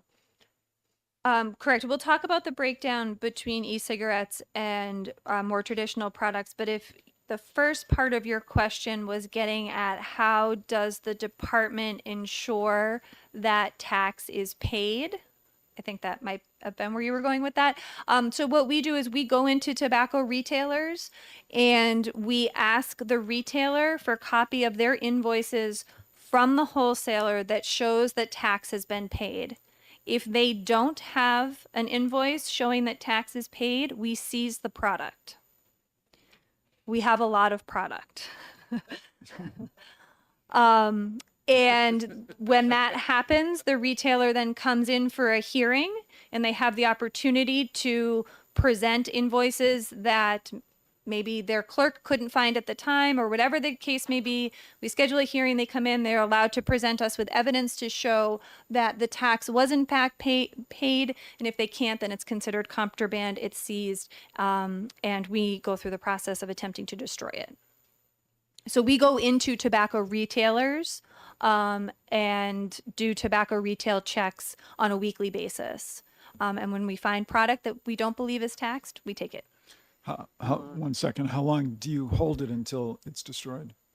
So we've been holding some product for quite some time, but given the recent increase in product coming from China and not going through the proper wholesale channels, we've come across quite a bit of product that is contraband, and we have essentially exceeded our storage capability, and we are working before the end of the fiscal year to destroy the product that we have on hand. It's not easy. It is hazardous waste. The lithium batteries that are contained within the e-cigarette closed systems and the liquid is also hazardous. So it's a bit of an undertaking, and there's only certain companies that are able to do it. Representative Elmy. Yes, as a follow-up on the other allegation that was made was that since it did not go through inspection, and since these come as open system bottles, and they have no markings on them, even in Chinese, that say what's in them, is there any way to check what the ingredients Not of these are? necessarily. So I guess I'll frame it this way.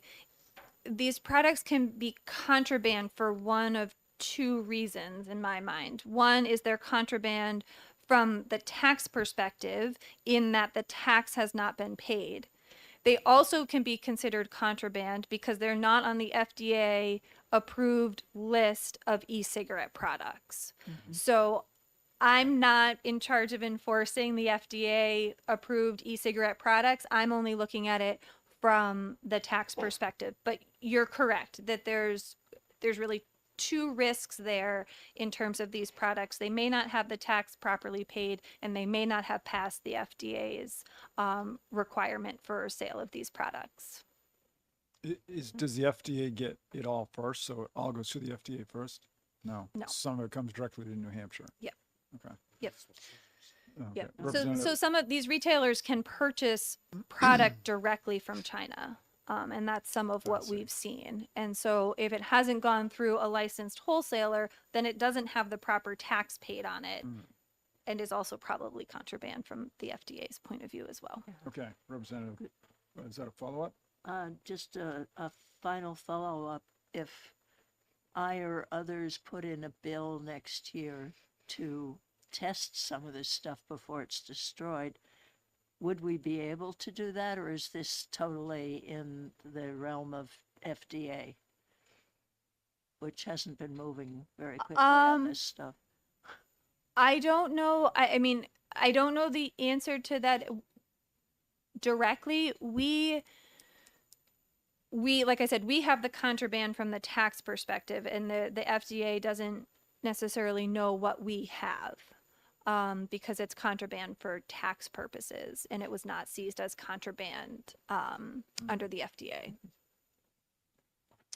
I'd just like to add that it is not in Chinese on these bottles, apparently, is not for sale in China.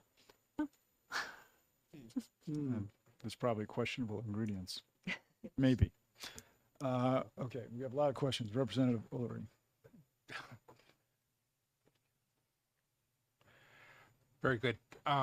Regarding the product that is on the FDA list, that is confiscated for tax, I do know, it seems to me we should be able to make some money off of that. That thought has crossed my mind. I will say that's not the majority of what we have. Typically, the products that are on the FDA's approved list are from reputable, well-known manufacturers who understand the supply chain, and the product is properly taxed. The other issue, I guess, with this is it's very expensive to destroy this product. We're lucky that we have found money in our budget to do it. It will require us to go to both fiscal and GNC in order to move money around to make the payments. So I have thought through, it doesn't seem fair to us that we're doing our job and we're incurring, $150,000 bill to destroy this product. But I don't think any of these retailers would have the funds to be able to pay it anyway. I don't know. There's not a good solution, I guess, is my point. And a lot of, in some cases, this product, much of it is expired, and not something that we want back out for people to consume. Follow up? Thank you, Mr. Chair. Specifically, however, if it's resaleable, Yep. is there a mechanism, or can there be a mechanism within DRA, as Highway does with their surplus, so-called surplus equipment? Sure. Um, There for is DRA to dispose of saleable products. Sure. There's currently no mechanism, but potentially as part of bills that go through the process, we could think about that as a solution. I will just say there's nothing, Get a lot of I can say pretty questions. confidently, there is nothing that we have right now that I would view as saleable. Okay, quick follow Okay, up. if you see something where that would be appropriate, would you please let us know? Will do. Thank you. All right, Representative Opal. Thank you, Mr. Chairman. In this, Commissioner, that my question actually relates, I think, to something that Representative Ullery was getting at. I'm wondering, what happens to a retailer or seller, you know, if it happens one time where they're selling untaxed, or even, you know, just they've gone outside the system. Is, you know, what happens to that seller? And then I'm assuming if there's more than one time that it occurs, that, and that this may not be in the purview of DRA, but I'm assuming that it is in the purview of the state. You're correct. So there are penalty provisions within the statute, and then the ability to ultimately revoke a license if we see repeat offenses. And so fortunately, one time is usually enough to teach them. And so we don't, knock on wood, don't see a ton of repeat offenders, but there are mechanisms in statute to address that. Follow up? I'm wondering, in the case of that situation, if that fee, or if there's some relationship between making them pay for the destruction, or at least pay some percentage. I think that's something we're going to have to think about, because it is so expensive, but it's so cost prohibitive to them as well, that I think, to your point, we might have to find the balance there. There was a question over here. Okay, not anymore. Okay. Okay. I guess we're good. Thank you. Okay. On page 26, this shows you the breakdown of cigarettes to other tobacco products. So cigarettes from fiscal year 21 to 24, on average, were 86% of the revenue that was collected, and other tobacco products were 14%. Page 27 shows you just the history of just the tobacco tax stamp revenue. As Chris was alluding to earlier, and we have another slide coming up that talks about other states. But you'll see in fiscal year 20 to 21, that pretty significant increase in the consumption of cigarettes. That's really twofold. As Chris mentioned, COVID, isolation, and high anxiety times. It's not really conducive to reduced smoking. So we saw an increase in usage during that time. Also, there were bans of certain products in other states, which drove people to New Hampshire to purchase products that we had available here that they couldn't purchase in other states.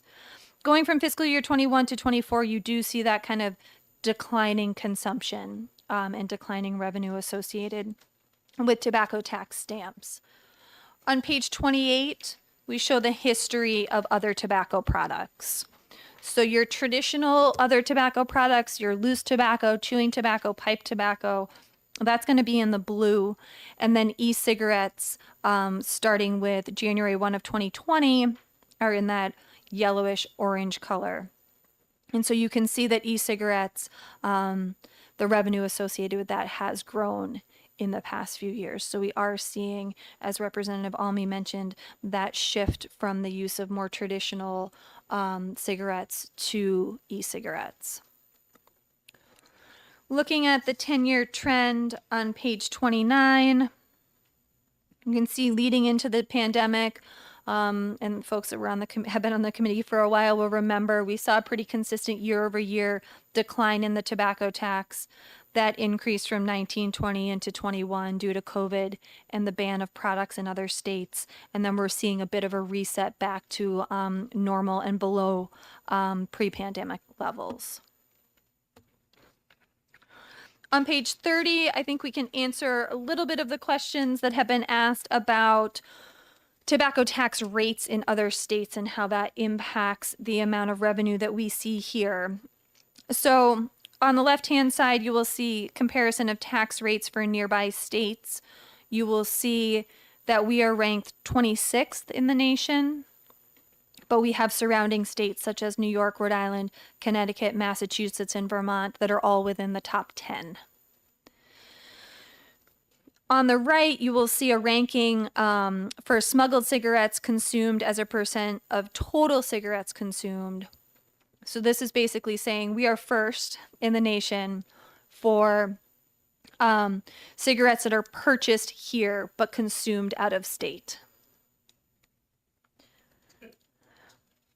So that contributes to the revenue that we see. And if you were to actually take the number of cigarettes that we essentially sell every year and try to look at that on a per capita basis for New Hampshire, we'd probably all be long gone. There's no way we could consume all of those. So most of what's purchased here is consumed out of state. All right, Representative Boers. Thank you, Mr. Chair.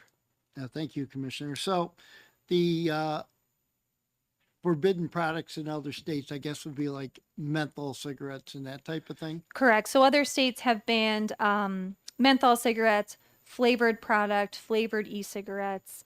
And so that has driven those folks to New Hampshire, at least initially, to purchase their product. They may find other ways to purchase it, such as over the internet, et cetera. But at least initially, when those bans go into effect, we see a bump in our revenue here.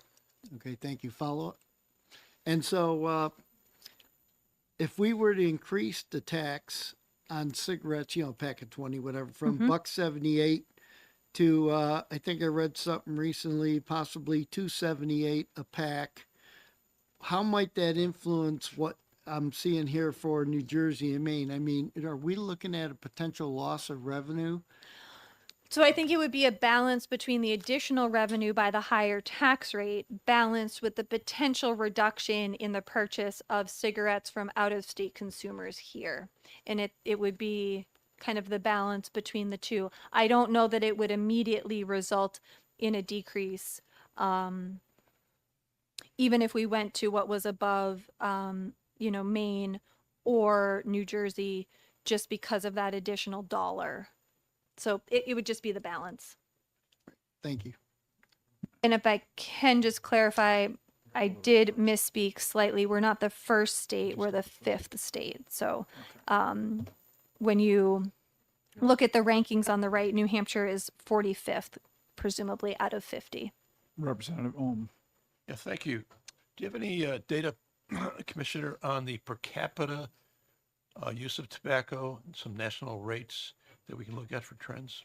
We can get that information. I think there's some additional information in this report that by the Tax Foundation that's called Cigarette Taxes and Cigarette Smuggling by State. We can get that report to you and kind of pull out some highlights from it in terms of per capita usage and that sort of thing.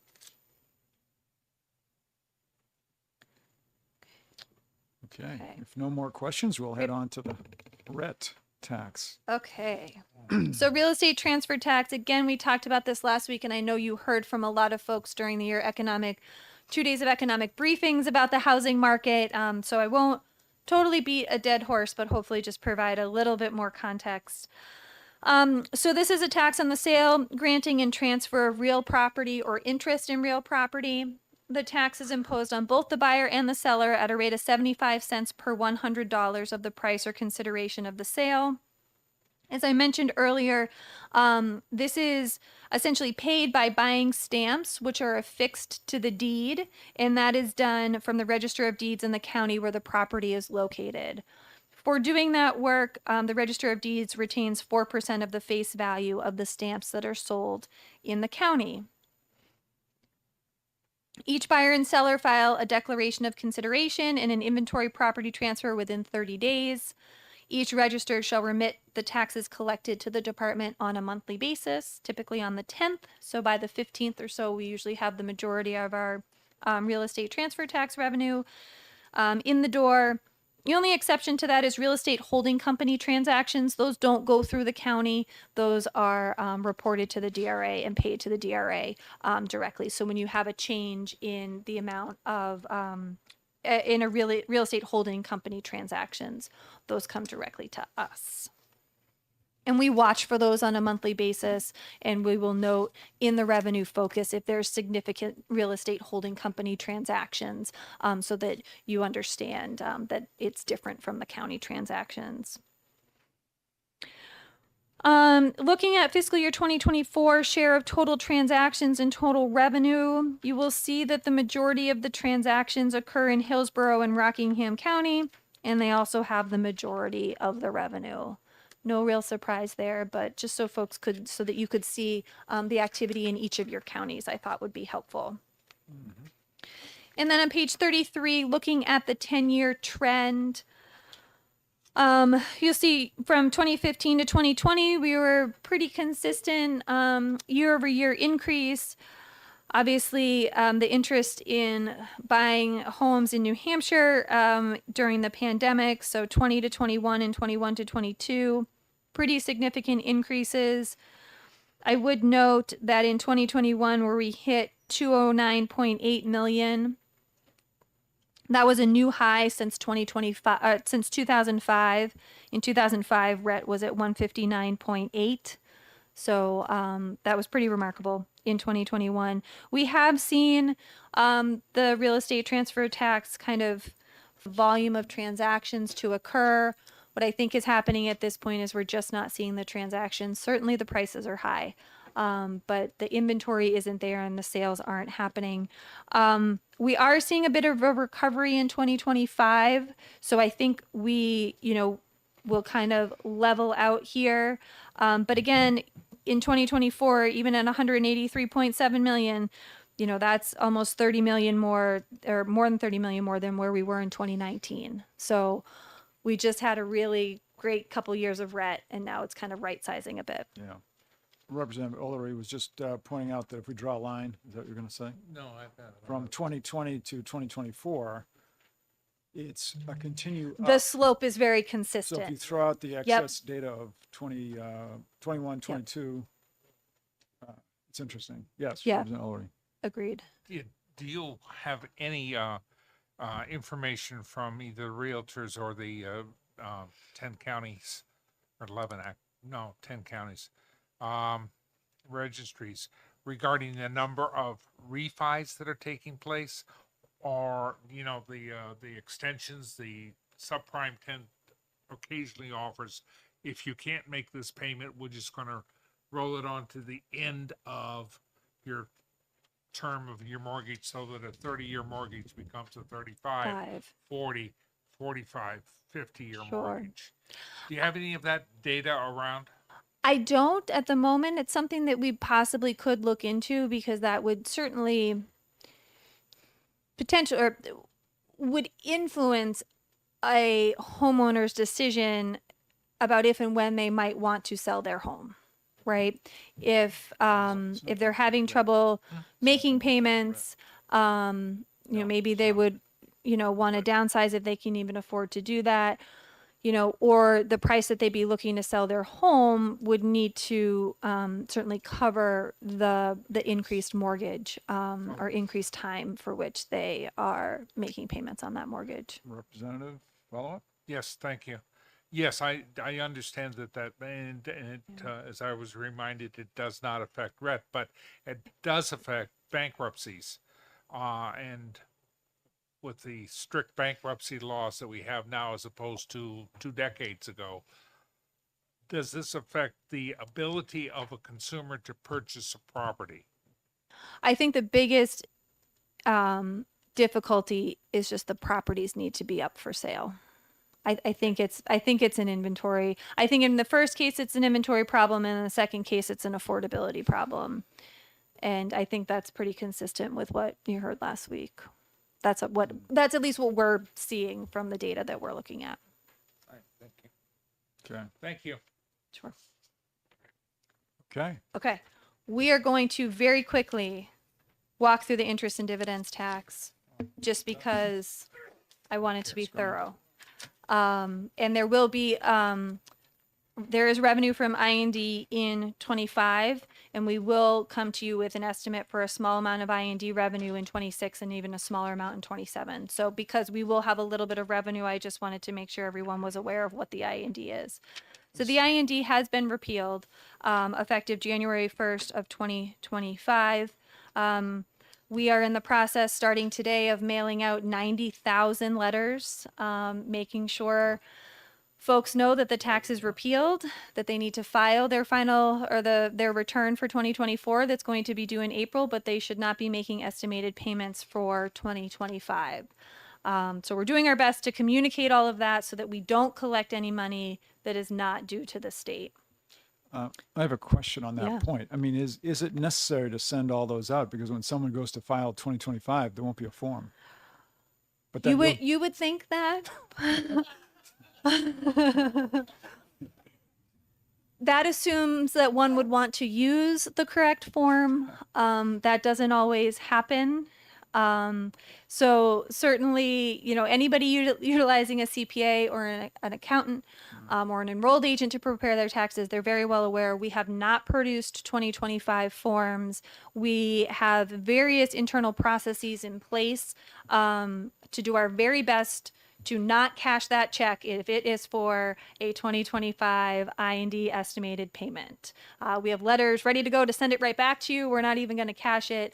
Some of that will get cashed or payments will be made because people do have the ability to just kind of make a payment to us because we are charged with collecting money and we don't want to make it too difficult for you to make a payment. But we're trying to do our best to make sure that we don't collect money that would be due for 2025. that makes sense, but it made me think if somebody is paying and they don't put on their check what quarter it's for, Yep.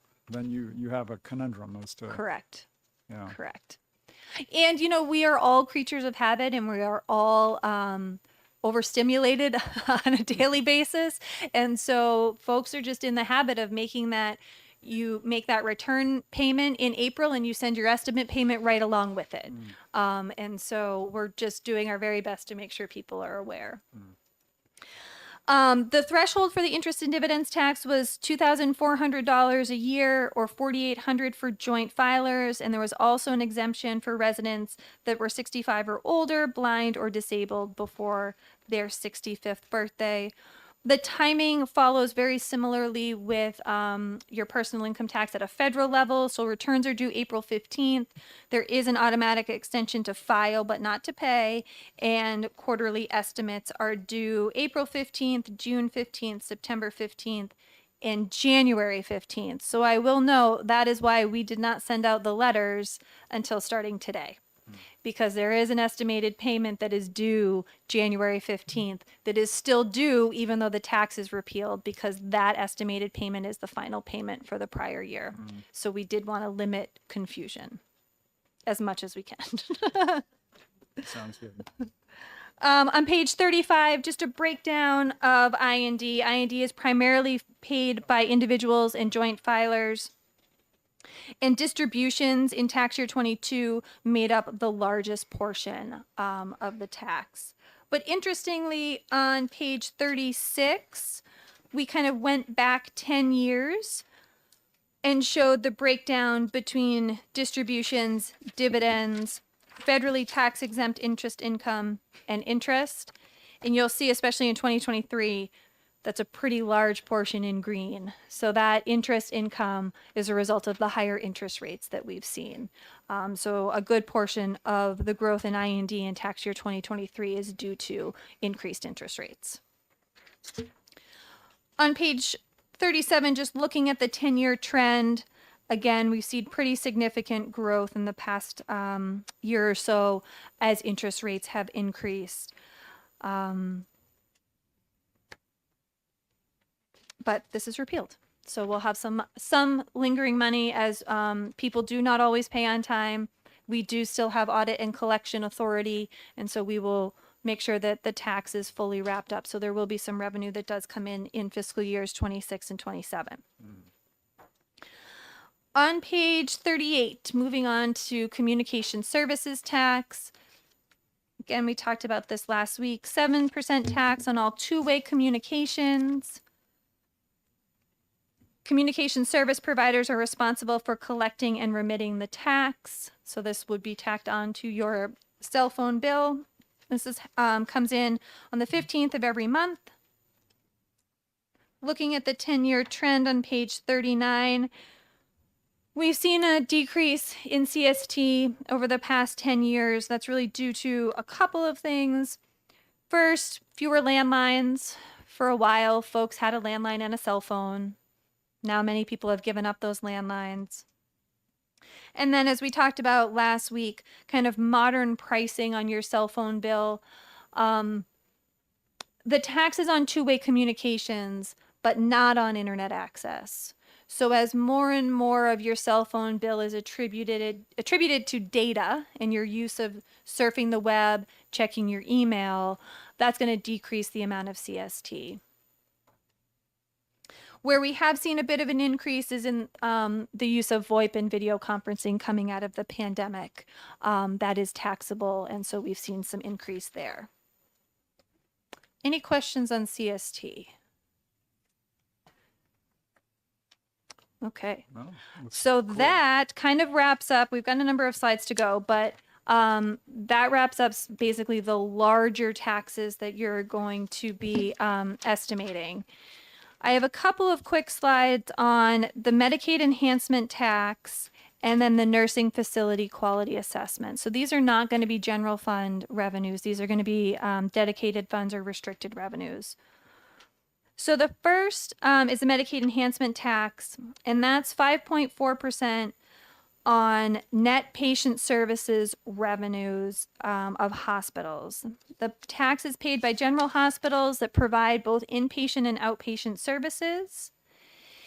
And the MET has a little bit of a funky tax period. It's for the 12-month period beginning July 1 and ending June 30. And the tax is based on the hospital's fiscal year end that occurred within the calendar year end of that taxable period. It's complicated. I have to draw it out every time.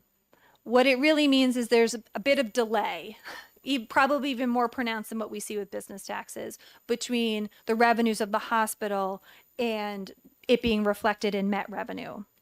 So each hospital has to file a non-binding estimate on or before January 15th. So I can tell you for this year, which will be for the taxable period ending June 30, 2025, we received non-binding estimates of $348.3 million. The budget assumed $276.9 million. So the estimates, non-binding estimates, were 348.3, and the operating budget assumed 276.9. So pretty significant amount over budget. Also, as a comparison to prior year actual payments for MET were 319.9.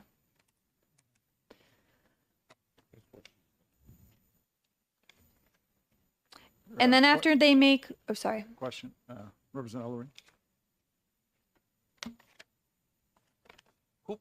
Two questions. Yeah. you go further on and say this goes into the uncompensated, that's to pay for Littleton and the smaller hospitals Sure. that require assistance for their emergency services. Yeah, so we'll talk I understand that, but in a couple slides. the hospital corporation is paying this on each patient's bill? The hospital is paying this on what is deemed net patient service revenue that is identified in the statute. And so there's deductions for uncompensated care, there's a deductions for charity care, et cetera. So it's basically they're going to pay The difference between uncompensated pay and charity pay? so that's why it's net patient service revenue. So it's really a tax on the actual money that they've received. So it's a business profits tax on a nonprofit. Sure. Looking at the 10-year trend of MET on page 41, it generally has increased. The slope there is pretty consistent with the exception of 20 to 21. And this is when a lot of outpatient services were not happening during COVID. So if you kind of ignore that little blip, that slope is pretty consistent. In terms of our role, as Representative Ullery was mentioned, so they file their non-binding estimated payment with us. We notify DHHS of that amount. I'm going to do that this afternoon. And then the hospitals will pay their MET to us on April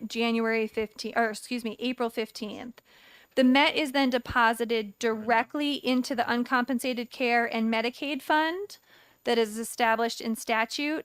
And then the commissioner of HHS is responsible for distributing those funds in accordance with disproportionate share hospital payments, or DISH payments is sometimes how you may hear them referred to, in other Medicaid expenditures.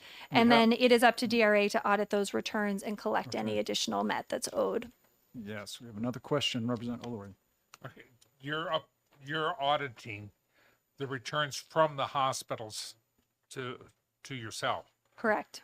Who audits the disposition of the funds? That Or would or likely distribution. Of the funds? distribution of the funds, that would likely fall to either the LBA or the auditors, the state's external auditors, that money was spent appropriately according to statute. Thank you. Yeah, another question, Representative Almy. Can I have a comment? You may, as long as it's Okay. not too long. On this Medicaid enhancement used to be called Metascam. When I came in, we were not allowed to use that name outside of a closed room. But the feds caught up with it after about 15 years. I forget exactly when. And imposed regulations, and then imposed more regulations, and that's what's in our statutes that they have to abide by. Okay, I think we can continue. Okay. Thank you. The next 3 pages, 43, 44, and 45, are for the nursing facility quality assessment. Think MET, but for nursing homes. Very similar, operates in a very similar way, so I won't go into too much detail. On page 44, you'll see pretty significant increase in NFQA from 22, 23, 24. This is probably going to trend in that direction. We have an aging population in New Hampshire. Higher utilization of nursing homes means more NFQA. And then on page 45, similar to MET, this is going to be money that's directly deposited into the nursing facility trust fund, and it's the responsibility of the commissioner of DHHS to expend those funds. We have another question. Yes, Representative Ullery. Just a quick look from 2015 to 2024. That's pretty much a straight line. Why the outlayer with a lower revenues in 16 through 23. Are you looking at NFQA? NFQA That's on revenue you. 10-year. I'm seeing it kind of go up and down. You drew a straighter line than I I did. do a straight line. This will just again fluctuate by utilization of nursing homes. So like 20 to 21 to 22, you see that go down a bit. This is where you're also going to have potential with COVID, with patients being hit harder in nursing homes than other places. Also, the ability to staff facilities, or to a level where you can have increased number of patients. It all kind of goes together. Does that make sense? That's fair. Okay. Yes, Representative Elmy. This is a question. Is our assisted living places included in this? So this is going to be nursing facilities as well as facilities licensed as specialty hospital and certified to receive federal reimbursement as a nursing facility. So I know we have a variety of living facilities, and this is not my area of expertise, but the definition in the statute is essentially is if you're certified to receive federal reimbursement as a nursing facility, then you would be subject to the nursing facility quality assessment. Thank you. Okay. Okay, page 46, utility property tax. So this again, we talked about a bit last week. We got a couple of questions. So this is a tax on utility property at $6.60 per $1,000 of value. The DRA sets the values as of December 1st, and that's based on the value from the previous April 1st. Utility property taxpayers will make estimated payments to us, and then any amount that is due based on their new assessment on December 1st, that is due to us by January 15th. On page 47, you can see some slight variation in the tax, although we've been between essentially 40 and 47 million over the past few years here. And this is driven by the number of properties that qualify as utility property and how they are generally performing in terms of their profitability. I have a quick question. Yeah. Do the towns get any tax, or is this totally just only the state can tax the utilities? This is the state's assessment on these utilities. The town will tax this, the towns and municipalities will tax this property as well. Okay. And so it is taxed at the state level. The money goes directly into the education trust fund. And then these properties are not subject to the statewide education property tax or the SWEPT. So looking at, my residential property, in the town that I live in, I am going to pay the SWEPT and I'm going to pay my local property tax. For these utilities in my same town, they're going to pay a local property tax and they're going to pay the UPT essentially in lieu of the SWEPT. So they wouldn't pay the SWEPT. Yes, Representative Ulrich.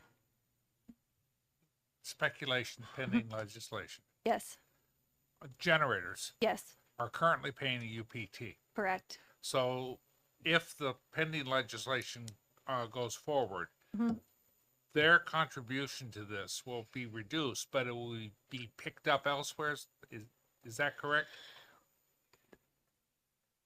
If they become exempt from the UPT, whatever they're paying in will come out of this tax.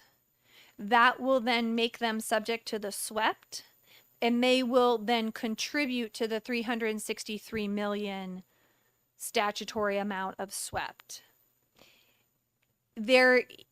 Unless there is a specific addition to the SWEPT of the amount that they paid in UPT, it won't necessarily be made up elsewhere. Well, yeah. But they'll be contributing to the SWEPT, which will be lowering the SWEPT for everybody else. Make sense? Thank you, ma'am. Representative Elmy. Just a clarification, are we talking about those little itty bitty generators that, No, no. No, We're Dams. dams. we're talking about dams. large power generators, right? Not your little home happy homeowner generator. Yes. Okay. We're gonna go through the next couple of slides pretty quickly. It's not revenue that you need to estimate. It's just falls under DRA's purview. The first is the railroad tax.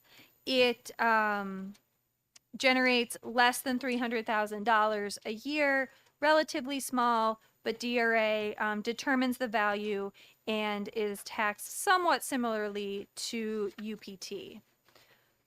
On page 49, we have local property taxes. So this is where I was just talking about the SWEPT, the statewide education property tax. The department is charged with setting the SWEPT rate for each municipality so that the state generates a minimum of $363 million every year. We do that by rounding to the nearest half cent so that even with that rounding, we generate slightly more than the 363 just because of rounding. DRA also oversees local property taxes, so we set the rates, the local rates in all of the municipalities. So we set the local rate, the school rate, the county rate, and the SWEPT rate. So you have us to thank for your local property tax bill as well. Mr. Chairman? Yes, we have a question. Thank Reverend you. Elberger. I'm a little confused here. I thought that in Nashua, the property tax rate is set by the Board of Aldermen. They set the spend and then we set the actual rate. So we do the math between the total value in the town and the total spend. We put those two together. When you're going to be the unpopular tax collector, you might as well just do it all. Yes, Representative Ulrich. Yeah, but that's, the SWEPT is separate from the. property Correct. So tax. we set the SWEPT warrant. We tell the towns what they need to collect in SWEPT. And then we set the other rates based on the spend and the valuation that the town provides to So us. the town, did follow up? So again, the towns or cities, municipalities set their own, They provide us with the values and they provide us with the spend and we do the math. Representative Almy. Yes, this is like Metascam. The SWEPT is virtual. It's included in your local property tax bill. When you pay it, you pay the SWEPT yourself. It's not coming from the state. The state never sees it. Correct. The SWEPT is paid by property owners and on your tax bill, and it is retained locally. So rather than the municipalities sending that money to the state and then sending it back to the municipalities, it is currently retained at the municipal level. There are numerous bills that address the SWEPT this session. Okay. Two other local taxes that DRA helps to administer is the gravel tax and the timber tax, also referred to as sticks and stones within DRA. So gravel tax, there is a 2 cent per cubic yard of earth. When it's excavated, it is taxable. We help the municipalities administer that. We have a gravel expert on staff. There is also a timber tax where the tax rate is 10% of the stumpage value at the time of cutting, again, assessed and payable to the local assessing officials, but we have some tree experts and logging experts on staff that assist the municipalities with doing that. On page 52, this is similar chart that I provided last week, but just gives you a breakdown of the timing of revenues that DRA collects. So I think the easiest thing is to go all the way to the bottom, which looks at the breakdown between the first half of the year and the second half of the year. So at this point, we have revenues through December. So half the year is over. So for business taxes, over the 2014 to 2024 period, history has told us that we've collected 43% of the revenue for the year, and that 57% of the revenue is going to come in between January and June. Why is the second half of the year more? We still have 2 estimated payments in the second half like the first half, but we also have all of those return and extension payments in March and April. So more than half of the revenue is still to come for business. For M&R, we've probably already collected more than half of the revenue. The best months for M&R revenue is really July, August, September, October, those nice summer months coming into the fall. M&R trails off a bit in the winter. Mud season's tough. So we've probably seen more than half of M&R come in so far this year. Tobacco's split just about 50-50. I&D, again, it's been repealed, but this is one I just like to highlight. Where that estimated payment is not made until January, that final estimated payment, you have the vast majority of your revenue for I&D collected in the second half of the year. And then lastly, for RET kind of looks similar to M&R. We have probably already collected more than half of RET for the year. Those same nice June, July, or July, August, September, October, those are nice months for home buying and selling as well, and we go into a bit of a quiet period. On page 53 is just a list of resources. If you're dying for more information, you can always call me. Or if you're having trouble sleeping, our annual report is available on our website. We have a transparency page, which has some nice graphs and statistics. We provide daily revenue updates, a tax expenditure report, and you can always sign up for our listserv to get all of the great news that comes out of DRA. I just want to take a couple minutes to do a little bit of a preview for the next time that you see us. With respect to revenues, you'll see us for bills, but the next time you see us with respect to revenues, we'll actually be working with Chris to do revenue estimates. And so the way that we do this is we typically estimate where we believe the current fiscal year will end. So where will fiscal year 25 end? And then we look at what the growth rates will be from 25 to 26, and then 26 to 27. So 26 and 27, we're only going to talk growth rates. Where we need to make the decision is where 25 is going to end. And the way that we do that is we run a few different scenarios, namely 5. We look at what fiscal year 25 plan is for each tax type. We look at the sustaining percent versus plan. So if the first 6 months of the year we were 5% ahead of plan, let's assume we remain 5% ahead of plan for the rest of the year. Where does that get us? Then we do the same thing, but we compare it to prior year. So if we're 10% ahead of prior year, let's assume we remain 10% ahead of prior year for the rest of the year. Then our last 2 scenarios is we take year to date and we say, let's just say we equal plan for the rest of the year. And then let's take year to date and say, let's just say we equal prior year for the rest of the year.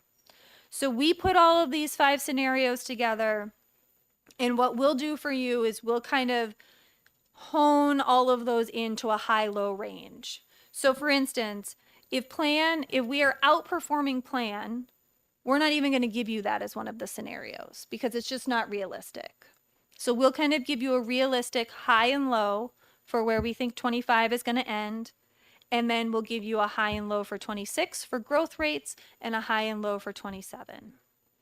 As Chris mentioned, we don't need to account for pending legislation. That will be done within the surplus statement. And then we will talk about any impact of current law, although I don't think there's a lot that we'll really need to address there. Most of the changes are already in effect. And other than the repeal of I&D, I don't see a lot of impacts of any current law that we haven't already felt. But we'll walk through that with you if there are any at the time that we do revenue estimates. And then lastly, in the last couple minutes, Chris mentioned RIMS as part of his discussion earlier. So folks that are new to the committee, I just wanted to give everybody kind of an overview because you'll hear us talk about RIMS. So RIMS was a big deal. It is our revenue information management system. DRA received a $30,160,000 capital appropriation in order to replace our existing TIMS system, which stood for Tax Information Management System. TIMS was implemented in 1990. It was obsolete. It was a COBOL system. So if you think black background, green flashing cursor. I remember my first day at DRA, I put my hand on the mouse and the person that was training me was like, oh no, you're not going to need that. Lots of function keys, lots of tabbing between fields. So TIMS was great, but it had kind of reached its end of life.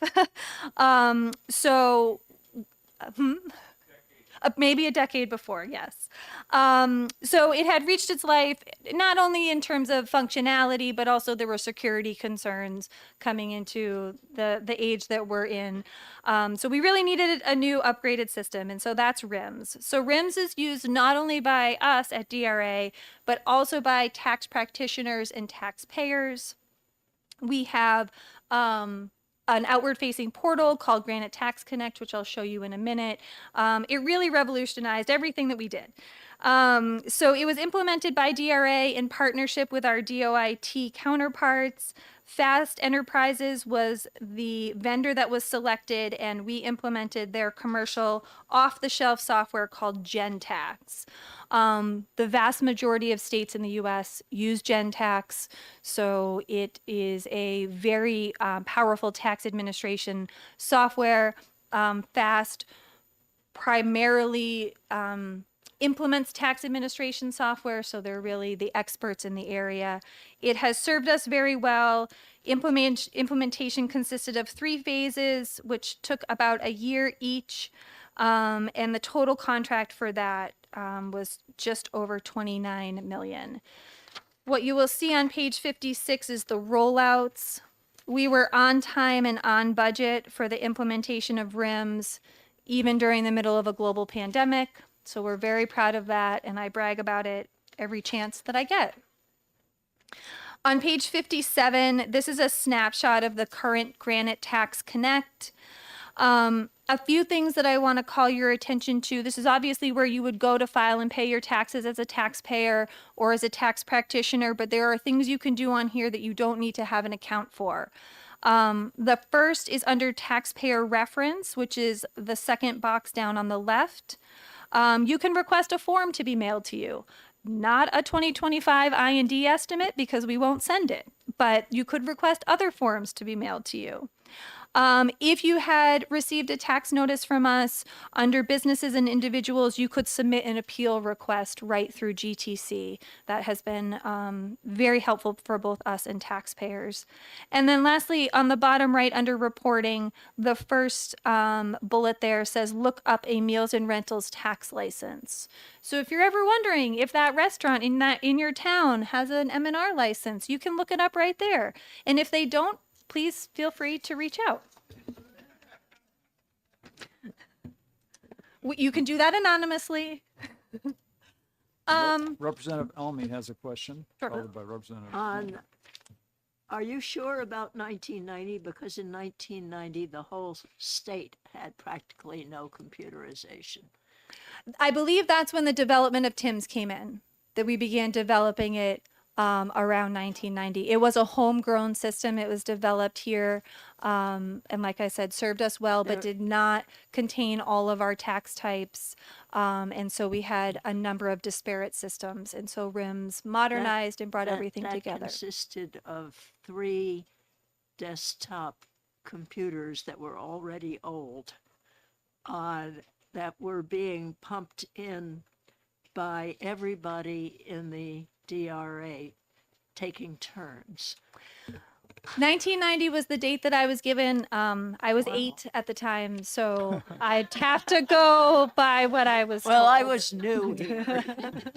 Radio 6 years Shack later. TRS 80s. All right, we have 2 more questions. I want to be mindful of the time. It's 12:30. Representative Ohm. Yeah, thank you for an excellent presentation. And I ask a favor of you. The clerk would like to keep this as a personal copy. Would you have an extra one for the record? Chris is on it. Okay, Representative Breyer. I just wanted to comment, in 1990, I actually did an audit over at Revenue Administration, and they had just put it. Put it in? Okay. Okay, good, confirmed. Yes, Representative Schamberg. Thank you, Mr. Chairman. I've been waiting 45 minutes to ask this question since Must be very since good. Representative Almy brought it up. All right. On page 14 and page 19, okay? Back when Representative Major was chair and Representative Almy was ranking member, they tried to get a study done to collect data. Now, this is the question. It Yeah. wasn't approved because everybody wanted to rush into this. On page 14, at the bottom of the triangle, those 1,152 companies that paid an estimated 621 million in business profits tax. If they had sold every product out the door, out of the state, what would have been their business profits tax that they would have owed the state if all their sales went out after they've done their cost analysis? And Probably very little. very little. So that means we could have lost or could lose theoretically $621 million in revenue. Well, because It's just a theoretical question. I just If- wanted to if hear you you're- say you could lose. you could, Okay, thank you. And it's good game. and you could gain. It, Oh, you it could? all, right. It's all looking to the customer. Okay. I just Thank you. very quickly, there is 2 more slides that are very quick that actually is less of me bragging about RIMS, although there's a little bit of bragging, but it actually does matter a little bit for revenue estimating purposes.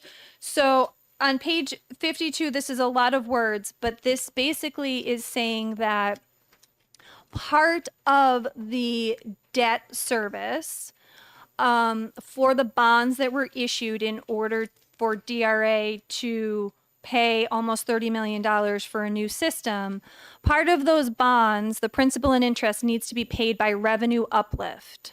So the assumption was that RIMS would generate revenue. We would have more revenue under a modern system. And so the way that that happens is every year, every fiscal year, up to $4 million of general fund revenue is transferred out into a dedicated fund to pay that RIMS debt service. And so what you'll see on page 59 is the history of those transfers. So in fiscal year 20, we were not fully up and running, so we didn't transfer anything. In 21, we were partially underway, so we transferred 2.2 million. And then 22, 23, and 24, we've reached the 4 million in every year. So that means we have transferred 14.2 million. We have 25.8 million to go. Assuming that we will do 4 million a year every year, we will be making transfers for 7 more years. How did we identify additional revenue as a result of RIMS? Right now, it's really 3 ways. 1, turns out if you just remind people that they have a tax notice, they'll pay it. So we had no ability under TIMS. We would just send out a tax notice, and if it wasn't paid, their appeal rights ended, and we sent them to collection. Now, under RIMS, we have the ability, after 30 days, to send a reminder letter. And you know what? A lot of people pay when you just remind them that they have an amount owed. So last year, we generated revenue from Reminder to Pay, from the use of federal tax information. That's information from the IRS. They have very strict rules and regulations on how that information can be stored and used, and our old system did not meet those regulations. So we can now use federal tax information in a much better way.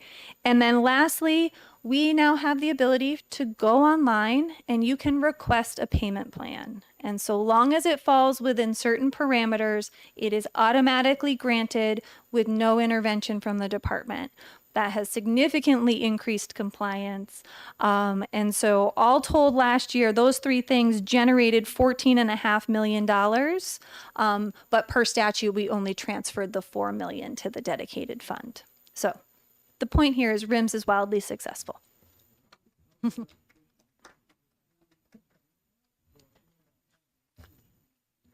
So you would sign into the portal and request a payment plan right through Granite Tax Connect. Oh, to be notified you, we send you a reminder letter, both in the mail and in the portal. Yep. Yeah. Sounds long as good. you- Okay. So long as you don't have a dog, it's okay. That eats it. All right, are we all set? Anyone have any questions? One last question. Yeah, Yes. thank you, Representative Mr. Chair. So one final question would be, so if anybody's really heartbroken over the I&D tax going away, do they have the option to write a check to the state, or will the state I am not return- going to cash that Okay, because I don't want to have to pay it back. thank you. Okay, thank you, Commissioner Stepp. This is very valuable. Looks like Yay, yeah. Chris may have a comment or two. Just a quick reminder for the committee. So the document I gave you earlier that has the coin on the front, if you flip the page, you had the list of the people from our office. On the top of the page is our website.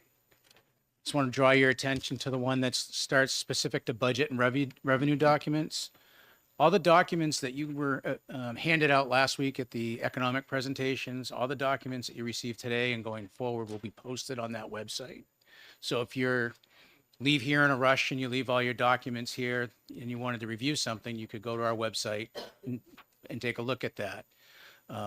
So I just wanted to make sure that you were aware of that. Also that the meetings are being streamed so that if you wanted to go back and listen to Lindsay's presentation, you could do that. I think you can fast forward through me pretty quickly and get to her.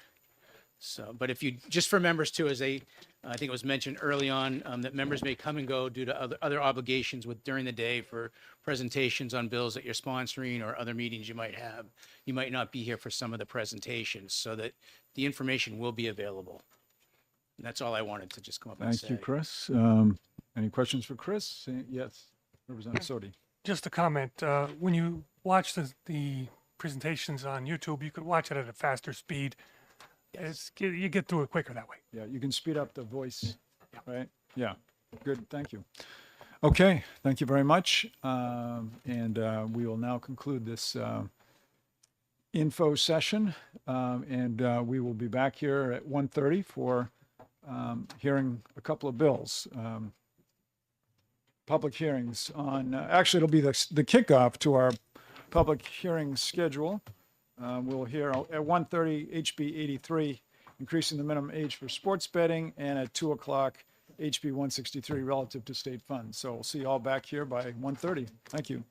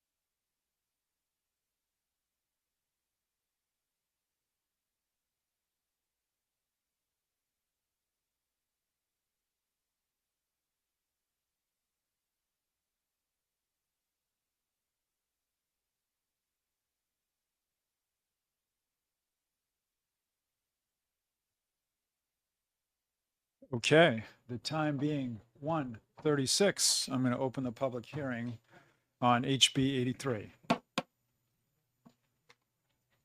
And we'll ask Representative Fellows to come up and introduce the bill.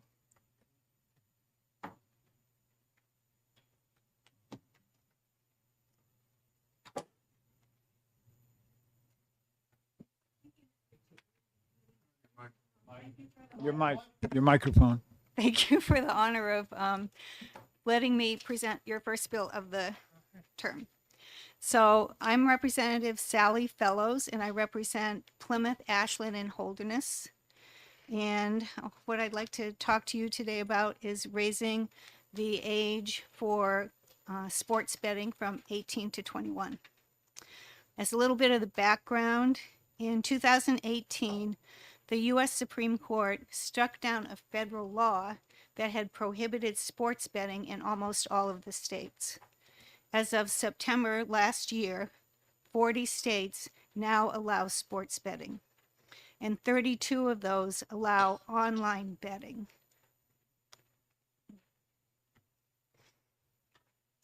The minimum age for sports betting is 21 in all but 7 states. 2 of those states do not allow online betting. This bill raises the minimum age for only sports betting from 18 to 21. The minimum age for charity gaming remains at 18. The fiscal note shows that 18, 19, and 20-year-olds wagered more than $14 million in FY24. So let me explain why I'm asking you to raise the age. We all know that 18, 19, and 20-year-olds, particularly males, are far more likely than mature adults to engage in risky and dangerous behaviors such as smoking, reckless driving, binge drinking, and gambling, because their cognitive ability is to evaluate the consequences of their actions has not completely developed. We also know about the addictive qualities of cell phone apps, the damage they can have on mental health of teens and young adults, and how those apps suck up time that could be spent in healthy activities.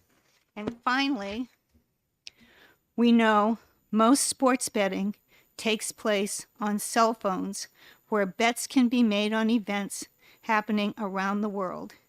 This easy 24/7 access, paired with the fast-paced betting opportunities, has an addiction rate higher than any other form of gambling.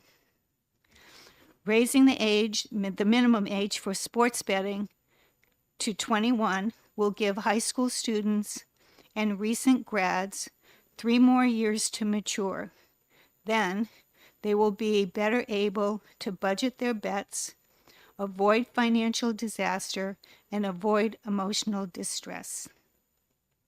The purpose of this bill is to reduce the number of gamblers who will become addicted. When you have a chance, I would ask you to please read the Associated Press article that I distributed with my testimony. Thank you. Thank you, Representative. Does anyone have any questions?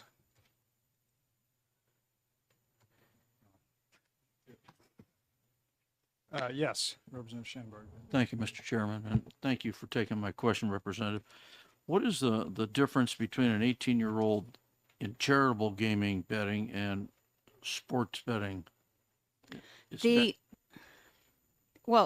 So right now, 18-year-olds can do sports betting in the casinos. They can, right now they can do sports betting either in the casinos or online. And I read an abbreviated version of my testimony, and the actual, what I passed out, it told you that there were 4 casinos where they can do sports betting. The difference in terms of potential addiction is that the casinos, at least now, they're not open 24 hours a day. So it takes up more of somebody's time, and they can't be in the casino 24 hours a day, but they can be with their cell phone 24 hours a day placing bets. Yes, Representative Opal. Thank you, Mr. Chairman, and thank you for taking my question, Representative Fellows. I'm a little confused in reading your prepared statement. You say the fiscal note shows that 18, 19, and 20-year-olds wagered more than 14 million in FY24, but it Yeah. So I calculated that. I used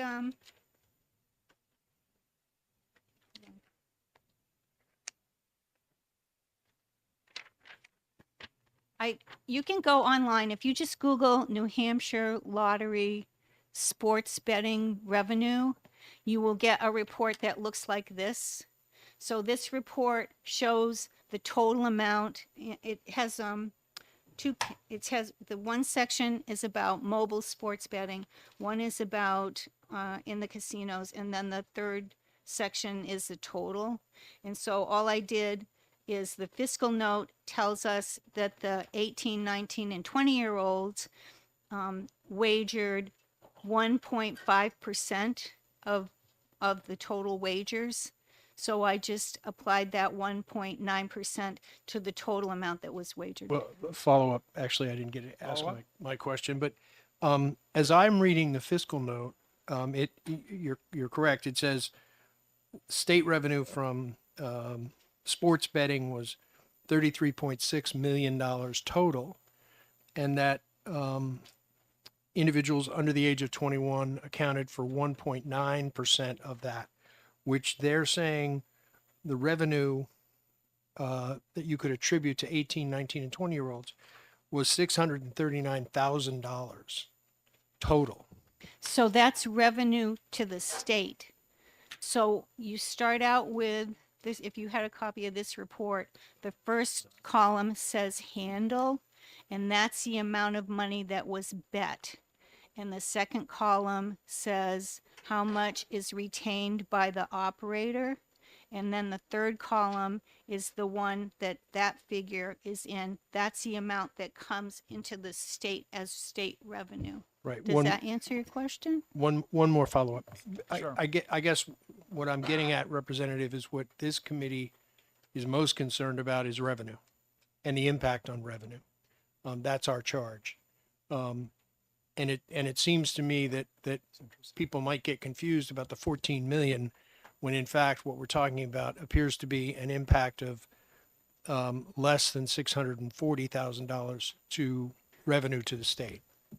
If your bill were to be adopted, that it's So what I'm telling you in my statement, in my testimony, is I'm telling you how much money the 18, 19, and 20-year-olds bet, how much they placed for wages.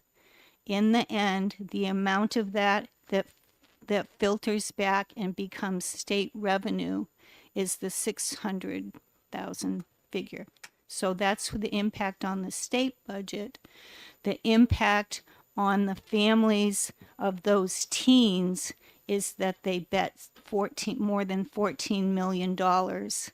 And that, I mean, they won some of the time, but they didn't win all of the time.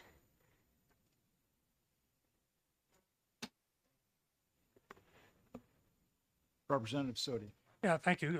Do you have any results about how they do comparatively to other ages as far as winning and losing? So I have a little hard time hearing you. So The results of winning and losing versus other ages. Do you have any results like that? Do they do better or worse than you mean older people? You mean if you were looking for the type of gambling that gives you the best likely return? Well, yeah, their win ratio. Do they So- win more than? So I can I can tell you for the lottery tickets that the Megabucks is the one with the best odds.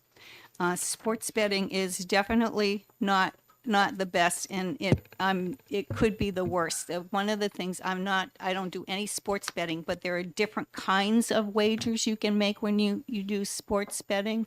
And there's one, I don't know if you have any experts here, something that begins with P, that is the least likely, has the worst odds.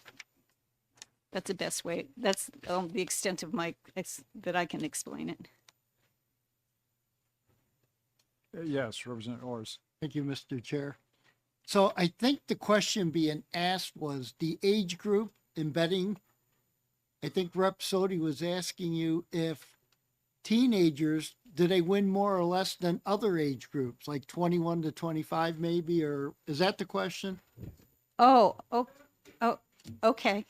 So this is just an anecdote. So somebody who I had a conversation with a friend of mine who knows a lot about sports betting, and he tells me that the teenagers they don't do well at all because they think they know. They think they're teenagers. They think they're really smart, smarter than their parents, and they think they're very smart and can figure out which team is going to win. And they don't even know, they don't know what they don't know, and they probably lose more than some other people. I would think first time bettors probably takes a while to get used to it too.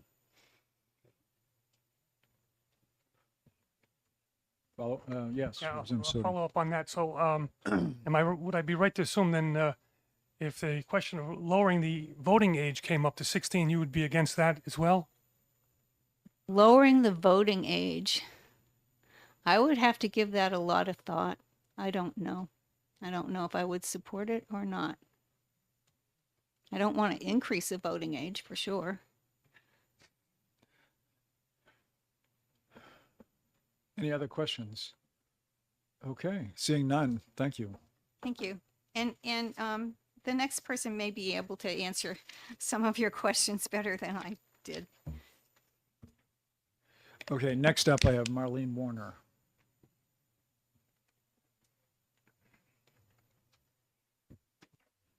Good afternoon. Ms. Warner, before you begin, Yes. the way these mics work is you push it to talk, and then if you want to listen carefully, Got it. Thank you. Appreciate it. Good afternoon, everyone, Chairman and legislative members. My name is Marlene Warner, and I am the CEO of the Massachusetts Council on Gaming and Health. We are a not-for-profit public health agency that offers programs and services from primary prevention through long-term recovery related to gambling in Massachusetts. We also offer services in Vermont and Michigan and Arizona, and previously have offered services in Connecticut, Wisconsin, and Colorado. We are neither for nor against legalized gambling.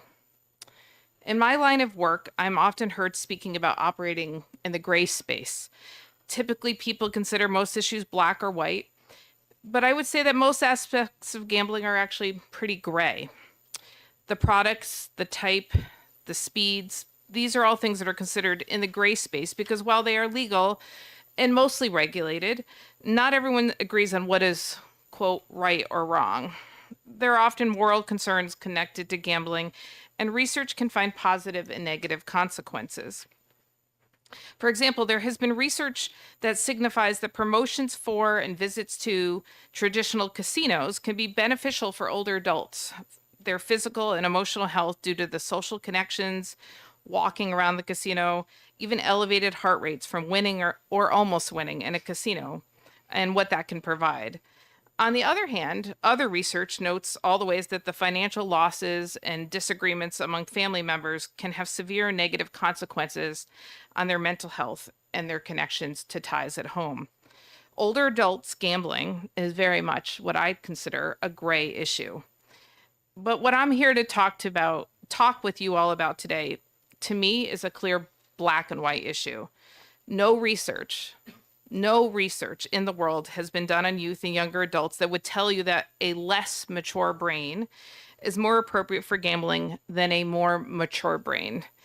It is 100% a fact that an immature prefrontal cortex is not able to discern the level of risk-taking that is involved in gambling, in particular with sports wagering. Well, I don't pretend to be a neuroscientist, so please don't ask me any neuroscience questions.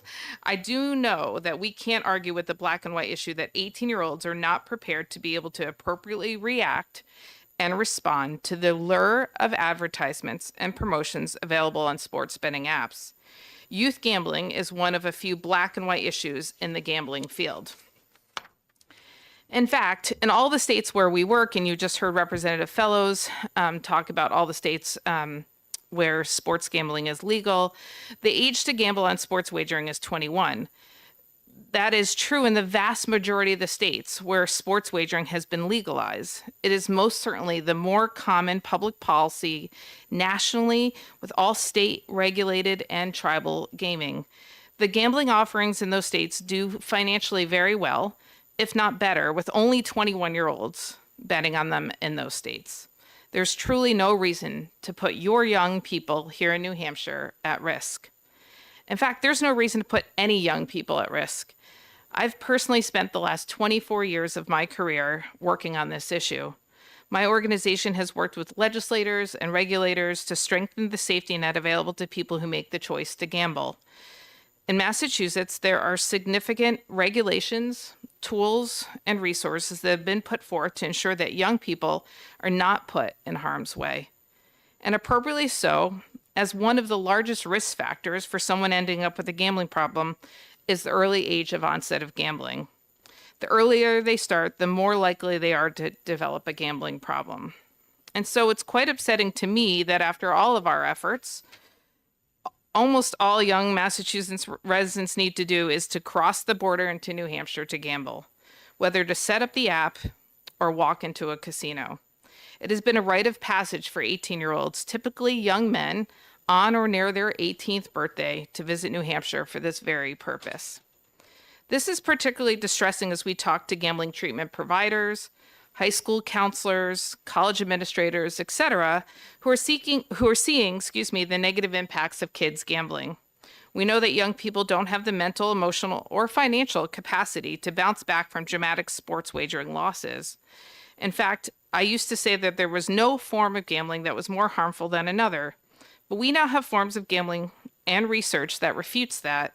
Sports wagering and online casino gambling are absolutely seen to be more problematic than other forms of gambling, regardless of age. In New Hampshire, you have both, and you're currently allowing 18-year-olds to gamble on them. And it is with that I need to also share that I am a mom in addition to a CEO. I'm a Massachusetts mother to 3 kids, including 2 teenage boys and a 10-year-old daughter. My boys are huge sports fanatics.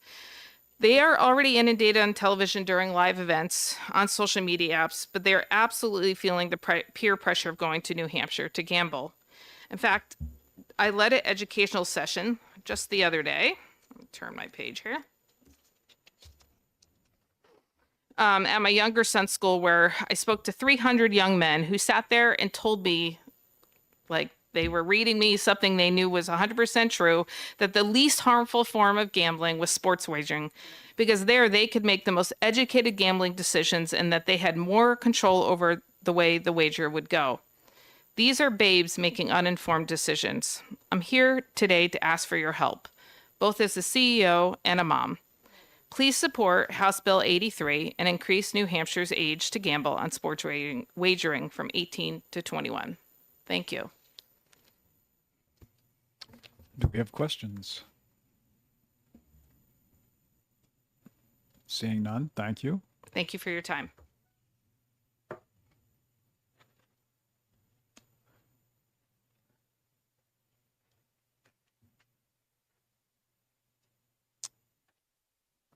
Next I have, and forgive me on the first name, I can't read it completely. Jameen Lucero. Hello, I'm Janine Ruggiero, Chief Marketing Officer for the Massachusetts Council on Gaming and Health. I'm also a former marketing director for a casino here in New Hampshire with a retail DraftKings Sportsbook, and I live in Auburn, New Hampshire. I also support raising the gambling age from 18 to 21.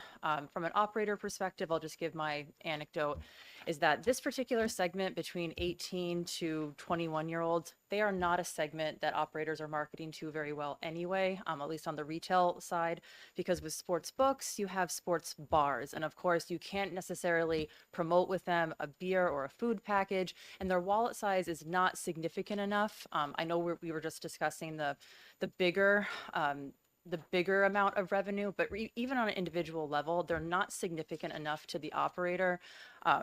But again, that small benefit, the bigger risk is, of course, as Marlene explained, that the younger somebody gets used to that normalization of gambling that's too accessible, it really does become a problem. So I support raising the age to 21. Thank you. Questions? Seeing none, thank you. Thank you.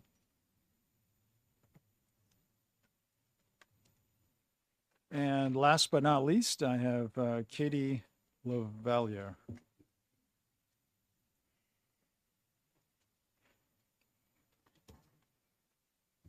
Hi, good morning. My name is Katie LaHoulier. I'm a marketing coordinator with the Mass Council of Gaming and Health. I am a lifelong resident of New Hampshire, and I support the bill to increase New Hampshire's age to gamble on sports wagering to 18 to 21. Any questions for Katie? Seeing none, thank you for your testimony.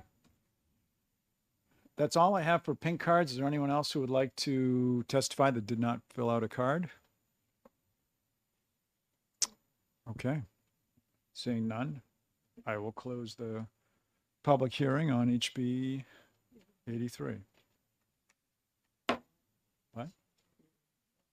Oh, should we have him come? I'm going to reopen the hearing on HB 83. What? Yeah. And we'll hear from the Director of Lottery. Good afternoon, Mr. Chairman, members of the committee. My name is Charlie McIntyre. I have the privilege of being the director of the New Hampshire Lottery and have been for almost 15 years. And so the question regarding age, 18 to 21, is really a policy decision of you folks and the governor. And so we wouldn't take a position on this bill. Our fiscal note represents what we believe to be the fiscal impact of the state. And that $600,000 figure is essentially what would have been last year's net revenue to the state from bettors or 18, 19, and 20. So, but I'm happy to answer any questions you might have or anything else. Representative Elmy. Thank you. Do you have any thoughts about how difficult it would be to ascertain the age of 18 to 21-year-olds? Online, it's easy. The technology exists through the phone. It's actually quite advanced. In person is another question, and certainly it's open to. It's one of the most difficult things we have is you can buy a lottery ticket at 18. There's 1,400 stores that sell lottery tickets essentially, and there are between 5 and 50 clerks at any given store who have to be trained on age verification. So that's one of the most difficult things we have. That's where human beings are. The technology on the app is actually quite good. Anybody else? Yes, Representative Hillary. When you gamble, you either have to have a debit card or cash. Is that correct? Correct. There's no current law that prohibits credit. We just, as a matter of policy, don't do it because, candidly, I personally and our agency in general just don't like the thought of using debt. So it's either debit card or it's cash or like an ACH transfer, something like that. A follow up. Therefore, would it be correct to say that a person who's placing a bet is limited by the amount of hard currency they have on hand? That's correct. Yes, Representative Murphy. Is it possible to make this revenue neutral by increasing how much the state gets from the operator? I mean, anything's possible, but we currently are the number 2 or 3 jurisdiction out of the 40 in terms of profitability to the state. We have a negotiated contract that is the envy of most states around the U.S. And so And also, as part of that agreement, DraftKings actually built an office in Nashua and employs people in that office. And so it's a very exceptionally lucrative contract. So not anything's possible, but I would imagine probably not.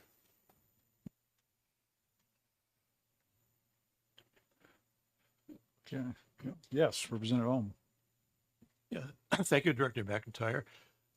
My observation is that the control of the sports betting is very tightly restricted to the boundaries of New Hampshire.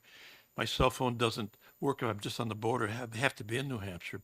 So isn't it true that anyone from Massachusetts truly has to move into New Hampshire, not just be nearby, to use the DraftKings application? They would have, so there's the state is geo-fenced, which is easy on the west side because of the Connecticut River. It's a little tough on the southern border. So it's around 300 feet in is where the border is. And so I will tell you the early days of sports betting, the most popular places were the Portsmouth liquor store and the Mall of New Hampshire, and then the liquor store in New Hampshire, in Nashua. A lot of folks came up from Massachusetts to bet. And so if you had the DraftKings app and you loaded it, it would work here if you were within further distance. You couldn't do it from Massachusetts. You would be barred.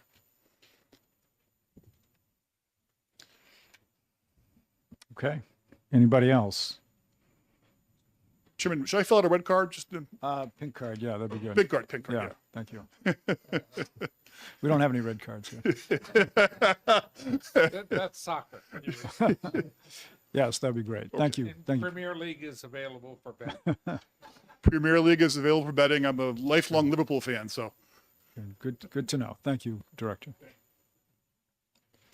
Anybody else would like to testify?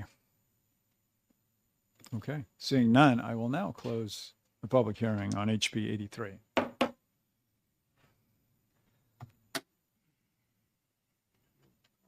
Yeah.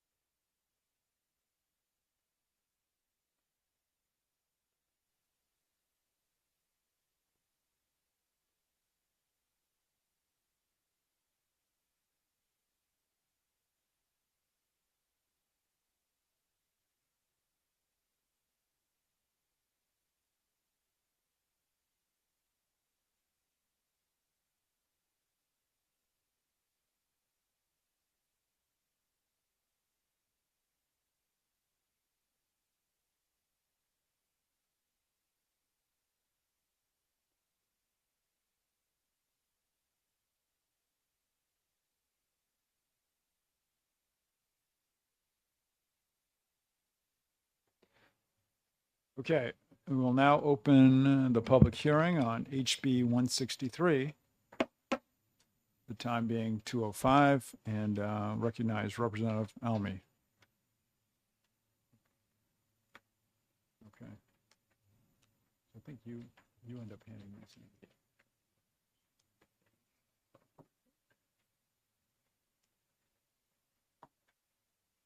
You can Looks start. like I just have me. Oh, these are readers. I introduced this bill from the Dedicated Funds Committee. We discussed it a bit there, and then the treasurer and the comptroller and I went off and did a lot of detail work. The purpose of it is to straighten out a lot of things in 612, the list of dedicated funds, which we hadn't realized were problems or that were totally antiquated. And we did, I'm going to now try to read. My printer does not connect with my computer. On a quarter of a century ago, the LBAO and I aided by legislative drafting, restructured the 612 list, which was fairly small, and half of it was repealed already. We found and deleted long inactive funds, added the trusts and endowment funds, told the agencies which funds were their responsibilities. A lot of the agencies didn't even know these dedicated funds existed that were in their province, and sent out a message that any dedicated funds not within 612 would have their funds sent to the general fund. That one was repealed a few years later, but it served its purpose at first. And we assigned all the funds to legislative committees. Since then, we haven't changed the basic structure, but I and the Finance Committee have been trying out a lot of different methods of getting the other committees to pay attention to the fact that they had these dedicated funds. And we are still getting committees that send bills out that are already in a dedicated fund that they don't need to send out again. They need to figure out how to make it work. So that's what the original plan was. But we do have a near perfect listing of the dedicated funds of the state now, if we pass this bill. And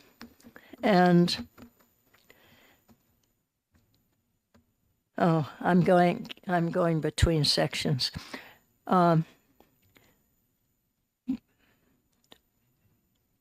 We do have a near perfect listing of the dedicated funds of the state. And every year, the Dedicated Fund Committee reviews all the funds of about a fifth of all the departments in rotation, cleaning out deadwood, pointing out overlaps and deviations from the purpose of the fund, checking for unwarranted increases or losses in fund balance, and recommending fee decreases or increases to the relevant committee, and sometimes writing the bill with them. But over time, a lot of errors in designation of fund as set up by the state for a specific purpose with a specific funding source.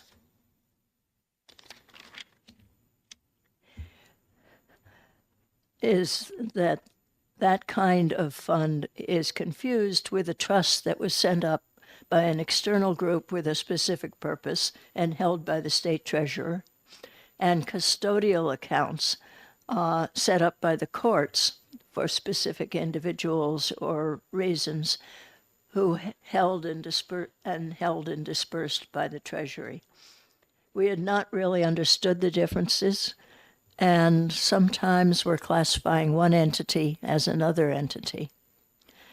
This revision of 612 resolves those problems by clearly defining the three types of fund and their purposes, organizing the funds list, and adding several funds that were in departments that had avoided the listing before. That was the treasurer's doing. And then finally, we have a list at the end of this that repeals 13 funds. I believe all of those 13 funds are put in their proper places in the legislation, in the text between the two of them. We may have killed one of the funds, I'm not sure. But if we did, it no longer exists. It does not exist in practice. We have a fair number of funds at this point that have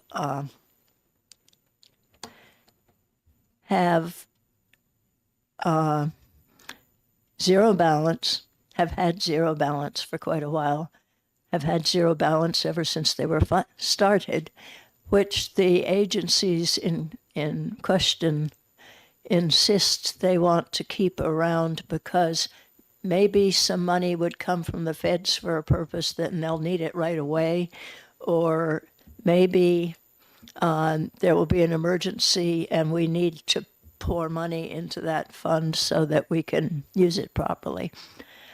And we've, in general, given them permission to do that. And we've also removed, a long time ago now, we've removed the fund for the nuclear plant, which is very well audited already. And recently we've removed the universities because they are audited separately, and a few others that are in that general box. But we spent, the treasurer and I, about a month emailing back and forth to each other, finding the things that the other person hadn't found. And I think it's in pretty good shape. So, take any questions. Thank you, Representative Elmy. And as you can see, if you look at the sponsor list, I'm on here as well as if you read through the list, all those people were on the Yeah. committee, joint committee to study this. So we went through with a fine tooth comb. Representative Elmy did probably the lion's share of combing through it, but we've also had DRA look at it as well. Yes, Representative. Thank you, Mr. Chairman. Thank you, Representative, for taking my question.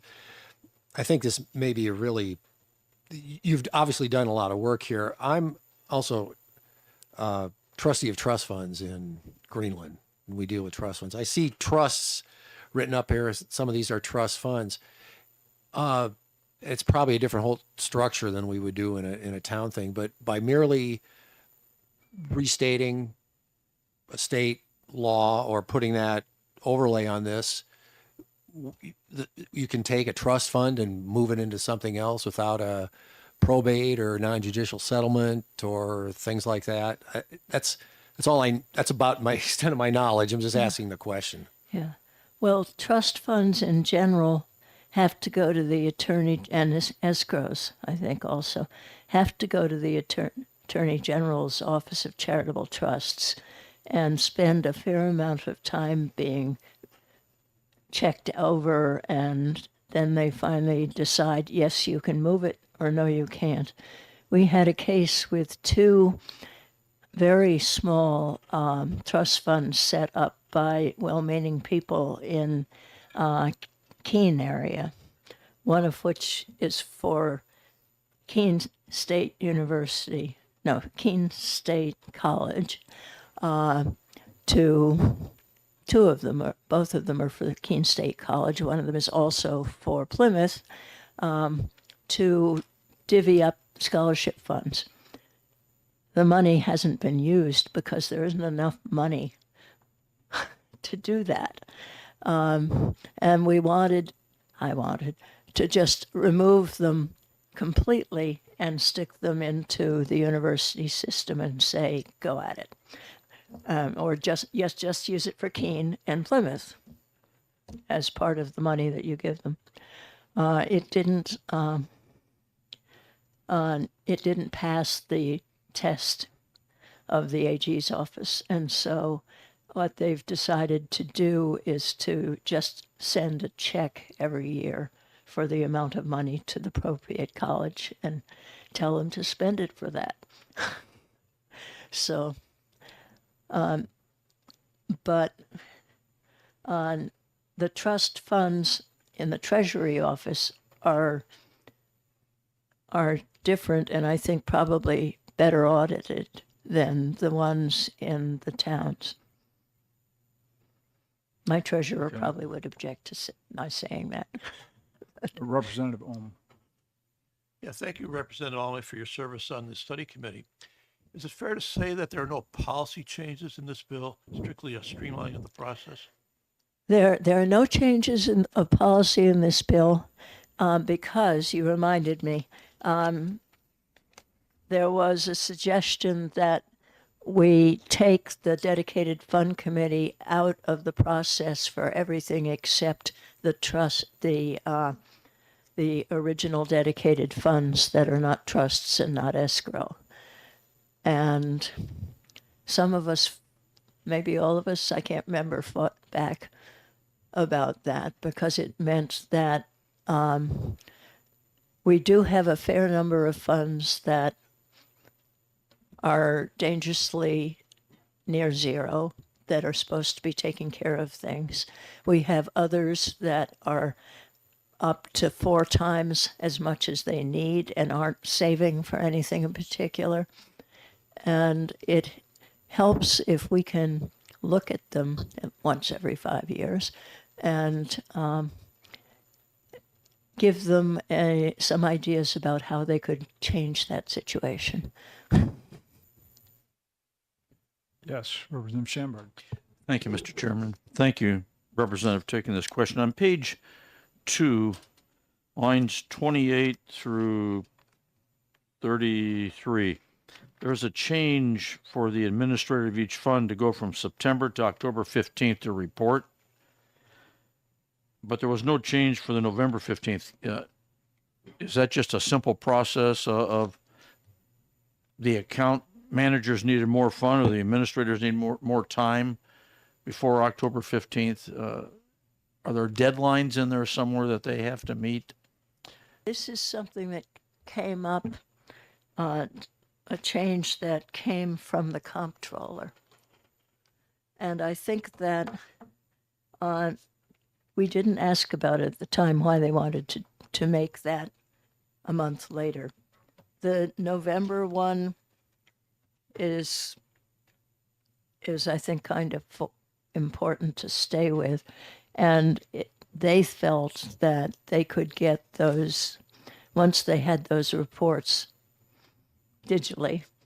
By October 15th, they could get them easily over to the format that they needed for the November report.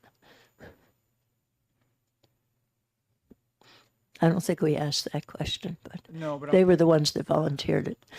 I'm thinking many of these reports need to come out by November 1st. And so this probably is giving a little more time maybe to get it finalized, but it's being done at least 2 weeks before the November 1st. Yeah. That. There is a standard format for all of these in what I used to call a telephone book, but most people don't get it anymore. It's online.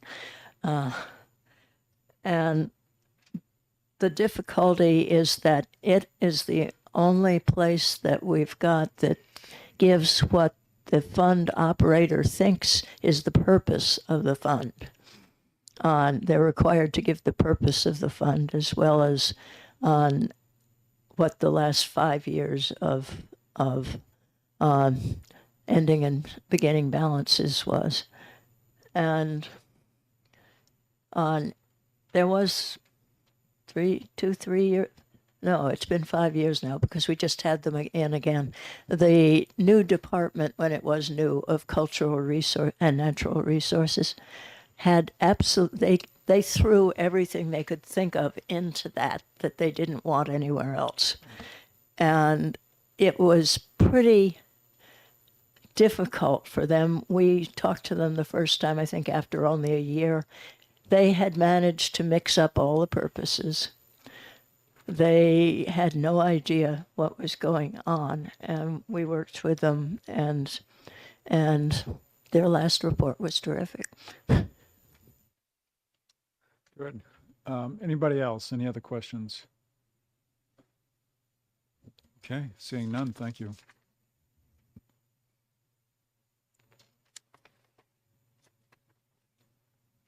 Is there anyone else who would like to testify on this?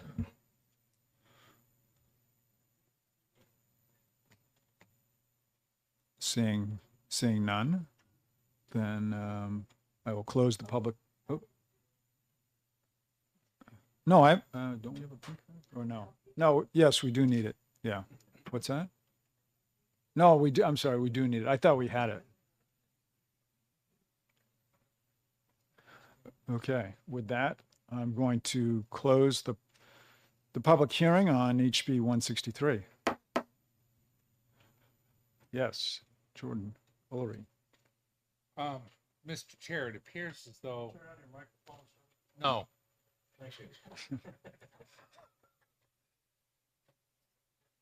It appears as though most in the committee understand that this is a housekeeping bill, HB 163. Is it appropriate to move to executive session at this point? It is possible. I'll talk to the ranking member shortly. After she fills out her pink card. And so let's, we'll just hold off for a couple minutes. Very good.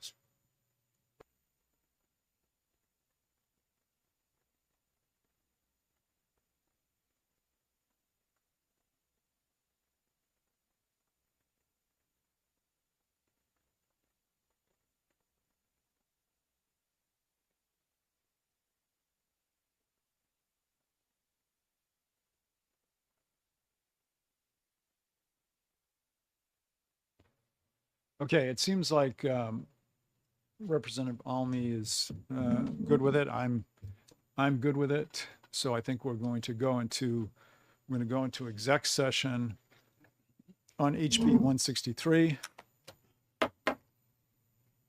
And I will give the clerk a couple minutes to catch up with us because he wasn't necessarily expecting this vote. Yes.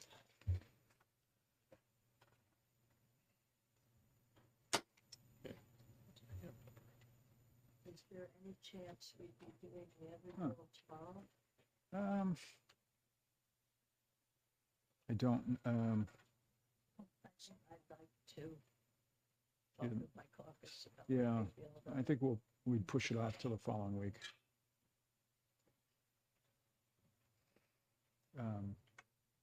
Okay, so there's no amendments. So just,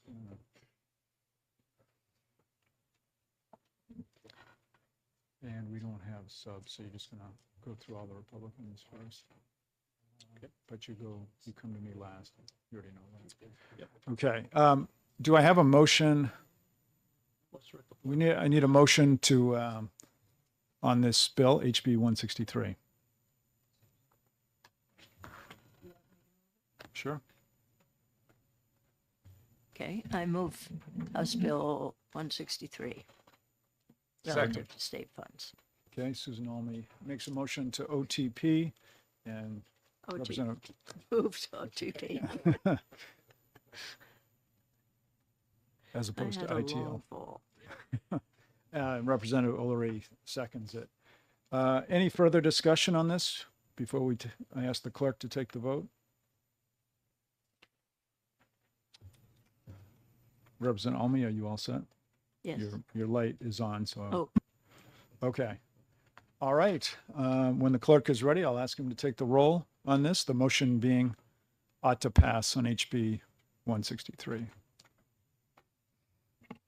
Thank you, Mr. Chairman. Again, the vote is on House Bill 163 relative to state funds. Moved by Representative Almy, seconded by Representative Ullery. Representative Ullery. Aye. Representative Doucette not present. Clerk votes yes. Representative Suddy. Yes. Representative Ulrys. Nope, not present. Representative Smith is not present. Representative Tierney. Yes. Representative Scott Byer. Yes. Representative Ford. Yes. Representative Murphy. Yes. Representative Almy. Yes. Representative Southworth is not present. Representative Malloy. Yes. Representative Schomburg. Yes. Representative Bolton. Yes. Representative Elberger. Yes. Representative Jeffrey Smith. Not here. Representative Oppel. Aye. Representative Spar Yes. and Chairman Jen Hennigan. Janagian. We'll Janagian. work on that later. Yes. We have unanimous vote with 5 members absent. Of What was the the total? So it's 15 to 0. How many members do we have? 20. But you 2, could 3, make 4, sure 5, that's 6, 7, 8, 9, 10, 11, 12, 13, 14.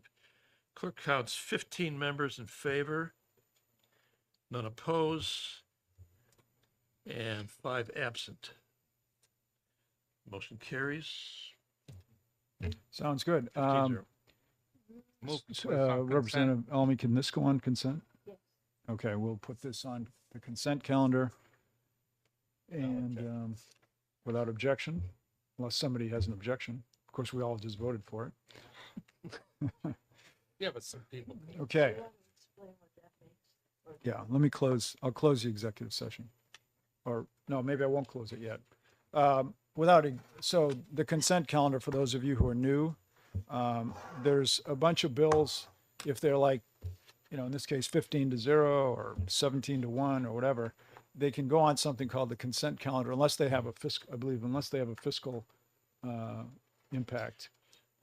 Then they'd have to come up for a vote. When we go into House session at the next session, there'll be something where we vote on the consent calendar and the speaker will say, all in favor of adopting the consent calendar. Any bills like this one on consent will automatically be passed.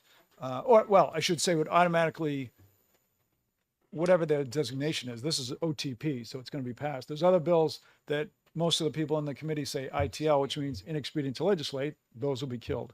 And then I believe it takes 10 people, or did the rules change on that to take it off?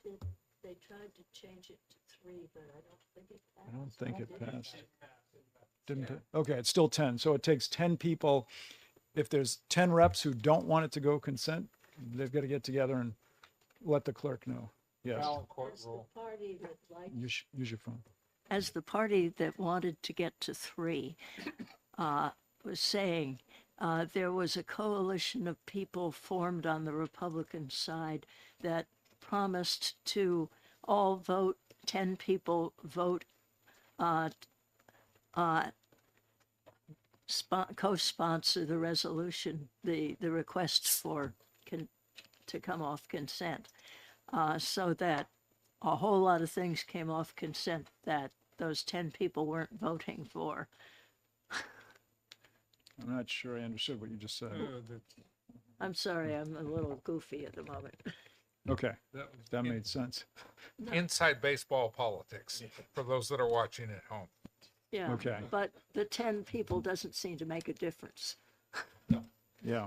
So, okay, so it's unlikely that 10 people are going to get together and pull this one off consent. Okay, I will close the executive session on HB 163. And that concludes our business for today. However, I just want to talk about next week. Next week, I will be scheduling Monday, the 27th and Tuesday, the 28th, starting at 10 a.m. And the 27th is going to be, what is it? We're not going to be doing any public hearings in the, let's see, it's in the morning. Here it is. We're going to have some more agency presentations. I mean, all this is in lieu of us getting to the point where when we do revenue estimates, we have some basis for what we're talking about. So the calendar I have right now is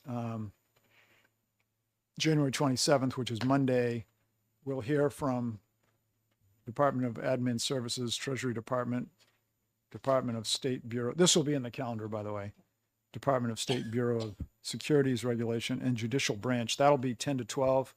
And then from 1 to 3, we'll hear from the Insurance Department, the Lottery Commission, and Fish and Game.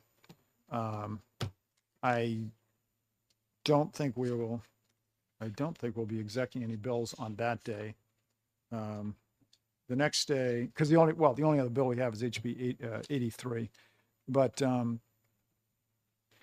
then a couple of us are going to get together to firm up the bills that we will hear public hearings or work sessions or whatever for Tuesday. But the important thing is Monday, 10 to 3, Tuesday, 10 to 3:30, something like that. Any questions? Okay, Susan, you're all set? Okay. All right. Thank you, everyone. That'll be in the calendar. It'll be in the calendar.